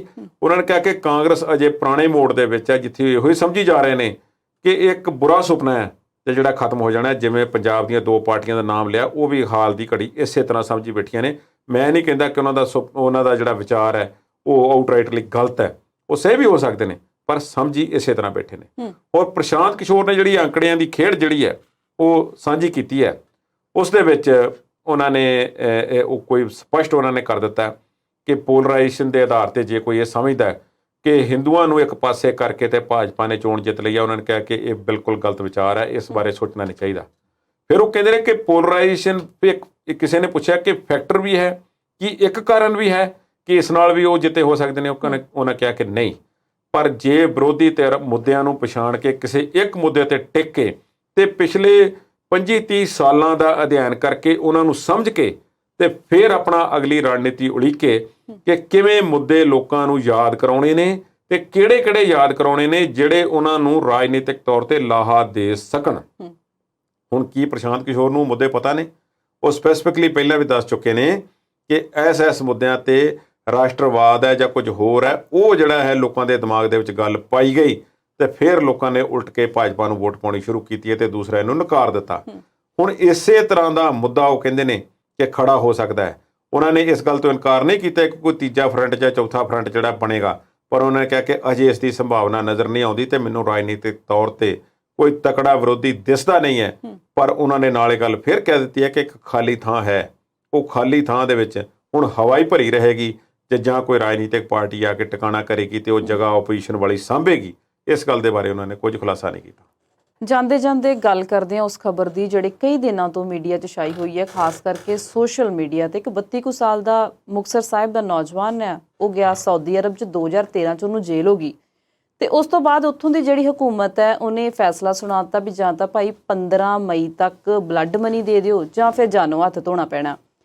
ਇਸ ਖਬਰ ਦੇ ਪਿੱਛੇ ਮੈਂ ਦੋ ਸਵਾਲ ਤੁਹਾਨੂੰ ਪੁੱਛਣਾ ਚਾਹੁੰਦੀ ਹਾਂ। ਇੱਕ ਤੇ ਅਸੀਂ ਦਰਸ਼ਕਾਂ ਨੂੰ ਇਹ ਦੱਸੀਏ ਕਿ ਬਲੱਡ ਮਨੀ ਕੀ ਹੁੰਦੀ ਹੈ, ਤੇ ਦੂਜਾ ਸਵਾਲ ਮੇਰਾ ਤੁਹਾਨੂੰ ਇਹ ਹੈ ਕਿ ਕਦੋਂ ਤੱਕ ਇਹ ਨੌਜਵਾਨ ਮੋਟੀਆਂ-ਮੋਟੀਆਂ ਰਕਮਾਂ ਦੇ ਕੇ ਛਡਵਾਉਂਦਾ ਰਹੂਗਾ ਭਾਰਤ? ਸਵਲੀਨ, ਜਿਹੜਾ ਤੁਸੀਂ ਪਹਿਲਾ ਸਵਾਲ ਪੁੱਛਿਆ ਕਿ ਬਲੱਡ ਮਨੀ ਕੀ ਹੈ, ਬਲੱਡ ਮਨੀ ਦਾ ਸਾਨੂੰ ਲਫ਼ਜ਼ ਜਿਹੜਾ ਹੈ ਪਿਛਲੇ ਕਈ ਸਾਲਾਂ ਦੇ ਵਿੱਚ ਸੁਣਨਾ ਪਿਆ ਹੈ ਤੇ ਵਾਰ-ਵਾਰ ਸਾਡੇ ਅੱਗੇ ਆਉਂਦਾ ਹੈ। ਦੁਖਦਾਈ ਗੱਲ ਵੀ ਹੈ, ਕਈ ਵਾਰੀ ਇਕੱਠੇ ਹੀ ਨੌਜਵਾਨ 7-7 8-8 9-9 ਜਿਹੜੇ ਨੇ ਉਹਨਾਂ ਨੂੰ ਮੌਤ ਦੀ ਸਜ਼ਾ ਸੁਣਾ ਦਿੱਤੀ ਜਾਂਦੀ ਹੈ। ਅਰਬ ਦੇਸ਼ਾਂ ਦੇ ਵਿੱਚ ਆਮ ਤੌਰ ਤੇ ਇਸ ਤਰ੍ਹਾਂ ਹੁੰਦਾ। ਇੱਕ ਤਾਂ ਗੱਲ ਹੈ ਕਿ ਬਲੱਡ ਮਨੀ ਵਾਲਾ ਰਿਵਾਜ ਜਿਹੜਾ ਹੈ ਇਹ ਇਸਲਾਮਿਕ ਕਾਨੂੰਨ ਦੇ ਮੁਤਾਬਕ ਇਸਲਾਮਿਕ ਦੇਸ਼ਾਂ ਦੇ ਵਿੱਚ ਹੈ, ਬਹੁਤਿਆਂ 'ਚ ਹੈ, ਕਈਆਂ ਵਿੱਚ ਨਹੀਂ ਵੀ ਹੈ, ਜਿਹਨਾਂ ਵਿੱਚ ਪਾਕਿਸਤਾਨ ਵੀ ਸ਼ਾਮਲ ਹੈ, ਸਾਊਦੀ ਅਰਬ ਵੀ ਸ਼ਾਮਲ ਹੈ, ਹੋਰ ਇਸ ਤਰ੍ਹਾਂ ਦੇ ਜਿਹੜੇ ਖਾੜੀ ਦੇ ਮੁਲਕ ਨੇ ਖਾਸ ਤੌਰ 'ਤੇ ਇਹਨਾਂ ਵਿੱਚ ਹੈ। ਉੱਥੇ ਕਾਨੂੰਨ ਥੋੜ੍ਹਾ ਸਖਤ ਹੈ ਅਤੇ ਉਸ ਹਿਸਾਬ ਨਾਲ ਉੱਥੇ ਜਿਹੜੇ ਨੇ ਇਸ ਤਰ੍ਹਾਂ ਦੇ ਕਾਨੂੰਨ ਰੱਖੇ ਜਾਂਦੇ ਨੇ। ਪਰ ਕਈ ਮੁਲਕਾਂ ਦੇ ਵਿੱਚ ਇਸ ਨੂੰ ਇੰਟਰਸਟਿੰਗ ਡੈਫੀਨੇਸ਼ਨ ਦਿੱਤੀ ਜਾਂਦੀ ਹੈ। ਉਹ ਇਹ ਹੈ ਕਿ ਉਹ ਇਸਲਾਮ ਜਿਨ੍ਹਾਂ ਨੇ ਕਬੂਲ ਕੀਤਾ ਹੋਇਆ ਹੈ ਉਹਨਾਂ ਲਈ ਕਾਨੂੰਨ ਹੋਰ ਹੈ, ਅਤੇ ਜਿਹੜੇ ਨਹੀਂ ਇਸਲਾਮ ਨੂੰ ਮੰਨਣ ਵਾਲੇ ਉਹਨਾਂ ਵਾਸਤੇ ਹੋਰ ਹੈ। ਕਈ ਮੁਲਕਾਂ 'ਚ, ਸਾਰਿਆਂ 'ਚ ਨਹੀਂ। ਪਾਕਿਸਤਾਨ ਦੇ ਵਿੱਚ ਸਾਰਿਆਂ ਲਈ ਹੈ ਇਹ ਕਾਨੂੰਨ। ਸਾਊਦੀ ਅਰਬ ਦੇ ਵਿੱਚ ਸਿਰਫ ਮੁਸਲਮਾਨਾਂ ਲਈ ਇਹ ਕਾਨੂੰਨ ਹੈ ਕਿ ਜੇ ਕਿਸੇ ਮੁਸਲਿਮ ਦੀ ਮੌਤ ਹੋ ਜਾਂਦੀ ਹੈ ਕਿਸੇ ਦੇ ਹੱਥੋਂ ਜਾਂ ਕੋਈ ਕ੍ਰਾਈਮ ਉਸ ਦੇ ਅਗੇਂਸਟ ਕੋਈ ਕਰ ਦਿੰਦਾ ਹੈ ਤੇ ਫਿਰ ਉਹ ਕੇਸ ਜਿਹੜਾ ਹੈ ਵੱਖਰੇ ਇੱਕ ਤਰੀਕੇ ਨਾਲ ਚੱਲਦਾ ਹੈ। ਹੁਣ ਬਲੱਡ ਮਨੀ ਕੀ ਹੈ? ਬਲੱਡ ਮਨੀ ਇਹ ਹੈ, ਇਸ ਨੌਜਵਾਨ ਤੇ ਦੋਸ਼ ਹੈ ਕਿ ਇੱਕ ਫੈਕਟਰੀ ਦੇ ਵਿੱਚ ਲੜਾਈ ਹੋ ਰਹੀ ਸੀ ਤੇ ਲੜਾਈ ਵਿੱਚ ਪੰਜਾਬੀ ਜਿਹੜੇ ਬੰਦੇ ਸੀ ਉਹ ਆਪਣੇ ਮੈਨੇਜਰ ਨਾਲ ਕਿਸੇ ਗੱਲੋਂ ਉਲਝ ਰਹੇ ਸਨ ਤੇ ਉਹ ਮਿਸਰ ਦਾ ਸੀ, ਜਿਸ ਨੂੰ ਅਸੀਂ ਇਜਿਪਟ ਕਹਿ ਦਿੰਦੇ ਹਾਂ। ਹੁਣ ਉਹ ਮਿਸਰ ਦਾ ਵਾਸੀ ਜਿਹੜਾ ਸੀ ਇਸ ਲੜਾਈ ਦੇ ਵਿੱਚ ਇਹ ਕਥਿਤ ਤੌਰ ਤੇ ਦੱਸਿਆ ਜਾਂਦਾ ਕਿ ਇਹ ਨੌਜਵਾਨ ਉਸ ਨੂੰ ਛਡਾਉਣ ਗਿਆ। ਉਹ ਖਿਝਿਆ ਹੋਇਆ ਸੀ ਕਿਸੇ ਗੱਲੋਂ, ਉਹਨੇ ਕਿਸੇ ਚੀਜ਼ ਨਾਲ ਇਸ ਨੌਜਵਾਨ ਤੇ ਵਾਰ ਕੀਤਾ ਤੇ ਇਹਦੇ ਹੱਥ ਵਿੱਚ ਡੰਡਾ ਸੀ, ਇਹਨੇ ਡੰਡਾ ਮਾਰਿਆ ਤੇ ਉਸ ਵਿਅਕਤੀ ਦੀ ਮਿਸਰ ਦੇ ਦੀ ਮੌਤ ਹੋ ਜਾਂਦੀ ਹੈ। ਹੁਣ ਮੌਤ ਦੇ ਕੇਸ ਦੇ ਵਿੱਚ, ਕਤਲ ਦੇ ਕੇਸ ਦੇ ਵਿੱਚ ਇਹ ਨੌਜਵਾਨ ਅੰਦਰ ਹੈ। ਉਸ ਨੂੰ ਸਜ਼ਾ ਸੁਣਾਈ ਗਈ। ਪਹਿਲਾਂ ਸਜ਼ਾ ਉਸ ਨੂੰ ਪਿਛਲੇ ਸਾਲ ਉਸ ਦੀ ਕੰਪਲੀਟ ਹੋ ਜਾਣੀ ਸੀ, ਫਿਰ ਉਸ ਵੱਲੋਂ ਅਰਜ਼ੀ ਪਾਈ ਗਈ ਕਿ ਮੈਨੂੰ ਬਲੱਡ ਮਨੀ ਅਰੇਂਜ ਕਰਨ ਲਈ ਥੋੜ੍ਹਾ ਸਮਾਂ ਦਿੱਤਾ ਜਾਵੇ। ਹੁਣ ਬਲੱਡ ਮਨੀ ਇਹ ਹੈ ਕਿ ਜਦੋਂ ਜਿਸ ਵਿਅਕਤੀ ਦੇ ਪਰਿਵਾਰ ਦਾ ਵਿਅਕਤੀ, ਜਿਸ ਵਿਅਕਤੀ ਦੇ ਪਰਿਵਾਰ ਵੱਲੋਂ ਜਿਹੜਾ ਉਹ ਕੇਸ ਕੀਤਾ ਜਾਂਦਾ ਜਾਂ ਸਰਕਾਰਾਂ ਕੇਸ ਲੜਦੀਆਂ ਨੇ, ਜਿਸ ਵਿਅਕਤੀ ਦੀ ਮੌਤ ਹੋਈ ਹੋਵੇ ਉਸ ਦੇ ਪਰਿਵਾਰ ਨੇ ਇਹ ਫੈਸਲਾ ਕਰਨਾ ਹੁੰਦਾ ਹੈ। ਉਸ ਦੇ ਇਮੀਡੀਏਟ ਜੇ ਵਿਆਹਤ ਉਸ ਦੀ ਪਤਨੀ ਜਾਂ ਉਸ ਦੇ ਮਾਤਾ ਪਿਤਾ ਵੱਲੋਂ ਜਾਂ ਭੈਣ ਭਾਈਆਂ ਵੱਲੋਂ ਸਾਂਝੇ ਤੌਰ ਤੇ ਜਿਹੜਾ ਹੈ ਇਹ ਉਹਨਾਂ ਵੱਲੋਂ ਇੱਕ ਐਕਸੈਪਟੈਂਸ ਕੀਤੀ ਜਾਂਦੀ ਹੈ ਕਿ ਜੇ ਸਾਨੂੰ ਸਾਡੇ ਵਿਅਕਤੀ ਦੇ ਮਾਰੇ ਜਾਣ ਤੋਂ ਬਾਅਦ ਇੰਨੀ ਰਕਮ ਦੇ ਦਿੱਤੀ ਜਾਵੇ ਤਾਂ ਅਸੀਂ ਇਸ ਦੇ ਗੁਨਾਹ ਬਖਸ਼ਣ ਨੂੰ ਤਿਆਰ ਹਾਂ। ਹੁਣ ਇਸ ਮਾਮਲੇ ਦੇ ਵਿੱਚ 2 ਕਰੋੜ ਦੀ ਜਿਹੜੀ ਹੈ ਉਹ ਮਨੀ ਤੈਅ ਹੋਈ ਹੈ ਤੇ ਅੱਜ ਖਬਰ ਆਉਣ ਤੱਕ ਅਜੇ ਕੁਛ 30-40 ਲੱਖ ਰੁਪਏ ਘਟਦੇ ਨੇ, ਕਿਉਂਕਿ ਜਿਹੜੀ ਕੰਪਨੀ ਵਿੱਚ ਉਹ ਕੰਮ ਕਰਦਾ ਸੀ ਬਲਵਿੰਦਰ ਸਿੰਘ, ਉਸਨੇ ਵੀ ਕਿਹਾ ਹੋਇਆ ਸੀ ਕਿ ਅਸੀਂ 40 ਲੱਖ ਦੇਣੇ ਨੇ ਤੇ ਅਸੀਂ ਮਦਦ ਕਰਾਂਗੇ ਇਸ ਨੌਜਵਾਨ ਦੀ। ਉਸ ਪਰਿਵਾਰ ਦੀ ਵੀ ਮਦਦ ਹੋ ਜਾਵੇਗੀ ਜਿਸ ਦਾ ਵਿਅਕਤੀ ਮਰਿਆ ਤੇ ਇਹਦੀ ਵੀ ਜਾਨ ਛੁੱਟ ਜਾਵੇਗੀ। ਪਰ ਕਹਿੰਦੇ ਨੇ ਕਿ ਉਸ ਕੰਪਨੀ ਨੇ ਪੈਸੇ ਨਹੀਂ ਦਿੱਤੇ। ਪਰਿਵਾਰ ਦੇ ਇੱਕ ਮੈਂਬਰ ਨੇ ਇੱਥੋਂ ਤੱਕ ਗੱਲ ਆਖ ਦਿੱਤੀ ਕਿ ਸਾਡੇ ਮੁੰਡੇ ਨੂੰ ਇਹ ਗੱਲ ਕਹੀ ਗਈ ਕਿ ਤੂੰ ਇਸਲਾਮ ਕਬੂਲ ਕਰ ਲੈ ਤੇ ਫਿਰ ਤੈਨੂੰ ਉਹ ਬਲੱਡ ਮਨੀ ਦੇਣ ਦੀ ਲੋੜ ਨਹੀਂ। ਤੇ ਉਹ ਕਥਿਤ ਤੌਰ ਤੇ ਮੰਨਿਆ ਜਾਂ ਨਹੀਂ ਮੰਨਿਆ ਇਸ ਬਾਰੇ ਪਤਾ ਨਹੀਂ ਹੈ, ਪਰ ਅਜੇ ਕੁਝ ਪੈਸੇ ਥੁੜਦੇ ਨੇ। SP ਸਿੰਘ ਓਬਰਾਏ ਜਿਨ੍ਹਾਂ ਨੇ ਪਿਛਲੇ ਸਮੇਂ ਵਿੱਚ ਪਤਾ ਨਹੀਂ ਕਿੰਨੇ ਕੁ ਨੌਜਵਾਨ ਛਡਾਏ ਨੇ, ਉਹਨਾਂ ਨੇ ਇਸ ਤਰ੍ਹਾਂ ਨਹੀਂ ਕੀਤਾ ਸਵਲੀਨ ਕਿ ਉਹਨਾਂ ਨੇ ਪੈਸੇ ਹੀ ਦੇ ਦਿੱਤੇ ਹੋਣ। ਪੈਸੇ ਉਹਨਾਂ ਨੇ ਇਕੱਠੇ ਕਰਕੇ ਵੀ ਦਿੱਤੇ ਨੇ NGOs ਤੋਂ, ਆਪਣੇ ਕੋਲੋਂ ਵੀ ਦਿੱਤੇ ਨੇ, ਵੱਡੇ ਸਨਅਤਕਾਰ ਨੇ, ਤੇ ਨਾਲ ਉਹਨਾਂ ਨੇ ਪਰਿਵਾਰਾਂ ਨਾਲ ਸੰਪਰਕ ਰੱਖਿਆ ਜਿਨ੍ਹਾਂ ਦੇ ਵਿਅਕਤੀ ਦੀ ਮੌਤ ਹੋਈ ਹੋਵੇ ਤੇ ਉਹਨਾਂ ਕੋਲੋਂ ਥੋੜ੍ਹੀ ਰਿਆਇਤ ਕਰਵਾ ਕੇ ਕਿ ਚਲੋ ਭਾਈ ਸਾਰੇ ਨਹੀਂ ਤੁਹਾਨੂੰ ਇੰਨੇ ਕੁ ਦੇ ਦਿੰਦੇ ਆ, ਜਿੱਥੇ ਕਰੋੜ ਹੈ ਉੱਥੇ 60 ਲੱਖ ਦੇ ਦਿੰਦੇ ਆ, 80 ਦੇ ਦਿੰਦੇ ਆ, 50 ਦੇ ਦਿੰਦੇ ਆ, ਤੇ ਤੁਸੀਂ ਆਹ ਇੰਤਜ਼ਾਮ ਕਰੋ ਤੇ ਸਾਨੂੰ ਚਿੱਠੀ ਲਿਖ ਕੇ ਸਾਂਝੇ ਤੌਰ ਤੇ ਦੇ ਦਿਓ ਤੇ ਉੱਥੇ ਦੇ ਬਾਦਸ਼ਾਹ ਨੂੰ ਦੇ ਦੇਈਏ ਤੇ ਤਾਂ ਕਿ ਸਾਡੇ ਮੁੰਡੇ ਦੀ ਜਾਂ ਜਿਹੜੇ ਪੁਰਾਣੇ ਪਹਿਲੇ ਸਮੇਂ ਦੇ ਵਿੱਚ ਛੁੱਟ ਗਏ ਨੇ ਉਹਨਾਂ ਦੀ ਜਾਨ ਛੁੱਟ ਜਾਵੇ। ਸੋ ਇਹ ਕੇਸ ਹੈ। ਬਲੱਡ ਮਨੀ ਇੱਕ ਕਿਸਮ ਦੀ ਇੱਕ ਉਹ ਫੀਸ ਹੈ ਜਾਂ ਇਹ ਕਹਿ ਲਈਏ ਕਿ ਰਕਮ ਹੈ ਜੋ ਜਿਹੜਾ ਵਿਅਕਤੀ ਵਿਕਟਿਮ ਹੁੰਦਾ, ਪੀੜਿਤ ਹੁੰਦਾ, ਉਸ ਦੇ ਪਰਿਵਾਰ ਨੂੰ ਦਿੱਤੀ ਜਾਣੀ ਹੁੰਦੀ ਹੈ ਵਿਅਕਤੀ ਦੀ ਗੁਨਾਹਗਾਰ ਦੀ ਸਜ਼ਾ ਮੁਆਫੀ ਦੇ ਵਜੋਂ। ਸੋ ਇਸ ਮਾਮਲੇ ਦੇ ਵਿੱਚ ਅੱਜ ਇਸ ਘਟਨਾ ਦੇ ਵਿੱਚ ਅਜੇ ਤੱਕ ਅਰੇਂਜ ਨਹੀਂ ਹੋ ਸਕਿਆ ਪੂਰਾ, ਤੇ 15 ਮਈ ਉਸ ਦੀ ਆਖਰੀ ਡੇਟ ਹੈ, ਉਦੋਂ ਤੱਕ ਲੱਗਦਾ ਹੈ ਕਿ ਹੋ ਜਾਵੇਗੀ।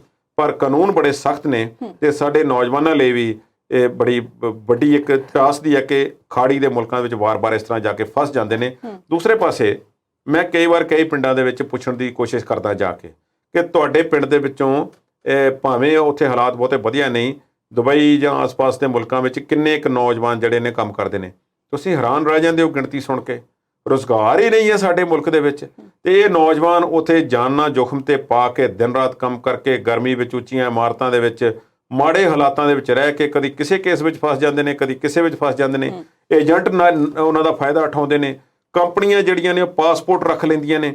ਇੱਕ ਹੋਰ ਗੱਲ ਹੈ ਕਿ ਜਦੋਂ ਸਾਡੇ ਜਿਹੜੇ ਇਹ ਨੌਜਵਾਨ ਨੇ, ਲੜਕੇ ਲੜਕੀਆਂ, ਉਹ ਵਿਕਸਿਤ ਮੁਲਕਾਂ ਵੱਲ ਭੱਜਦੇ ਨੇ, ਖਾਸ ਤੌਰ ਤੇ ਵੈਸਟਰਨ ਵਰਲਡ ਵੱਲ, ਜਿਨ੍ਹਾਂ ਵਿੱਚ ਯੂਰਪ ਹੈ, ਨਾਰਥ ਅਮਰੀਕਾ ਹੈ, ਆਸਟ੍ਰੇਲੀਆ ਵਗੈਰਾ ਹਨ, ਇੱਧਰ ਨੂੰ ਭੱਜਦੇ ਨੇ। ਉਹਨਾਂ ਦਾ ਕਾਰਨ ਇਹ ਹੈ ਕਿ ਉੱਥੇ ਦੇ ਕਾਨੂੰਨ ਬੜੇ ਹਿਸਾਬ ਦੇ ਨੇ। ਇਹ ਥੋੜ੍ਹਾ ਵਾ ਕਿ ਕੋਈ ਜਾਂਦਾ ਹੈ ਤੇ ਕੰਪਨੀ ਕੋਲ ਉਸਦਾ ਪਾਸਪੋਰਟ ਜਮ੍ਹਾਂ ਹੋ ਜਾਂਦਾ ਹੈ ਤੇ ਤਨਖਾਹ ਵੀ ਉੱਥੋਂ ਹੀ ਤੇ ਵੀਜ਼ਾ ਵੀ ਉਹਦੇ ਨਾਲ ਜੁੜਿਆ ਹੋਇਆ। ਦੁਬਈ ਵਿੱਚ ਤੁਸੀਂ ਭਾਵੇਂ 50 ਸਾਲ ਕੰਮ ਕਰ ਲਓ, ਆਪਣਾ ਮਕਾਨ ਨਹੀਂ ਲੈ ਸਕਦੇ, ਕੰਮ ਦੇ ਨਾਲ ਹੀ ਜੁੜਿਆ ਹੋਇਆ ਸਾਰਾ ਕੁਝ ਹੈ। ਇਹ ਸਖਤ ਕਾਨੂੰਨ ਇਹਨਾਂ ਮੁਲਕਾਂ ਦੇ ਨੇ, ਪਰ ਤੁਸੀਂ ਦੇਖੋ ਇਹ ਨੌਜਵਾਨ ਜਾ ਰਹੇ ਨੇ ਜਾਨਾਂ ਜੋਖਮ ਤੇ ਪਾ ਕੇ। ਸਾਡੇ ਮੁਲਕ ਵਿੱਚ ਰੁਜ਼ਗਾਰ ਪੈਦਾ ਕਰਨ ਦੀ ਲੋੜ ਹੈ। ਇਹ ਬਲੱਡ ਮਨੀ ਵਗੈਰਾ ਜਿਹੜਾ ਹੁਣ ਚਲੋ ਅਰੇਂਜ ਹੋ ਜਾਵੇਗਾ। ਅਗਾਂਹ ਵਾਸਤੇ ਸਾਡੇ ਨੌਜਵਾਨਾਂ ਨੂੰ ਵੀ ਥੋੜ੍ਹਾ ਜਿਹਾ ਇਸ ਪੱਖੋਂ ਜਿਹੜਾ ਹੈ ਸੁਚੇਤ ਰਹਿਣ ਦੀ ਲੋੜ ਹੈ ਕਿ ਕ੍ਰਾਈਮ ਜਿਹੜਾ ਹੈ ਇਹ ਕਿੱਥੇ ਤੱਕ ਵਿਅਕਤੀ ਨੂੰ ਲੈ ਜਾਂਦਾ ਹੈ। ਜੀ ਕੁਲਦੀਪ ਜੀ, ਪ੍ਰੋਗਰਾਮ ਦਾ ਜਿਹੜਾ ਸਮਾਂ ਆ ਉਹ ਫਿਲਹਾਲ ਇੱਥੇ ਹੀ ਖਤਮ ਹੁੰਦਾ ਹੈ ਤੇ ਤੁਸੀਂ ਸਟੂਡੀਓ 'ਚ ਆਏ, ਤੁਹਾਡਾ ਬਹੁਤ ਬਹੁਤ ਧੰਨਵਾਦ। ਉਮੀਦ ਕਰਦੇ ਹਾਂ ਕਿ ਸਾਡੇ ਦਰਸ਼ਕਾਂ ਨੂੰ ਸਾਡਾ ਅੱਜ ਦਾ ਇਹ ਐਪੀਸੋਡ ਚੰਗਾ ਲੱਗਾ ਹੋਵੇਗਾ। ਕੱਲ੍ਹ ਨੂੰ ਫਿਰ ਨਵੇਂ ਮੁੱਦਿਆਂ ਦੇ ਨਾਲ ਹਾਜ਼ਰ ਹੋਵਾਂਗੇ ਤੇ ਤੁਸੀਂ ਇਸੇ ਤਰ੍ਹਾਂ ਜੁੜੇ ਰਹਿਣਾ ਹੈ ਜੀ ਪੰਜਾਬੀ ਨੈਸ਼ਨਲ TV ਦੇ ਨਾਲ। ਉਮੀਦ ਤੁਹਾਡੀ, ਕੋਸ਼ਿਸ਼ ਸਾਡੀ।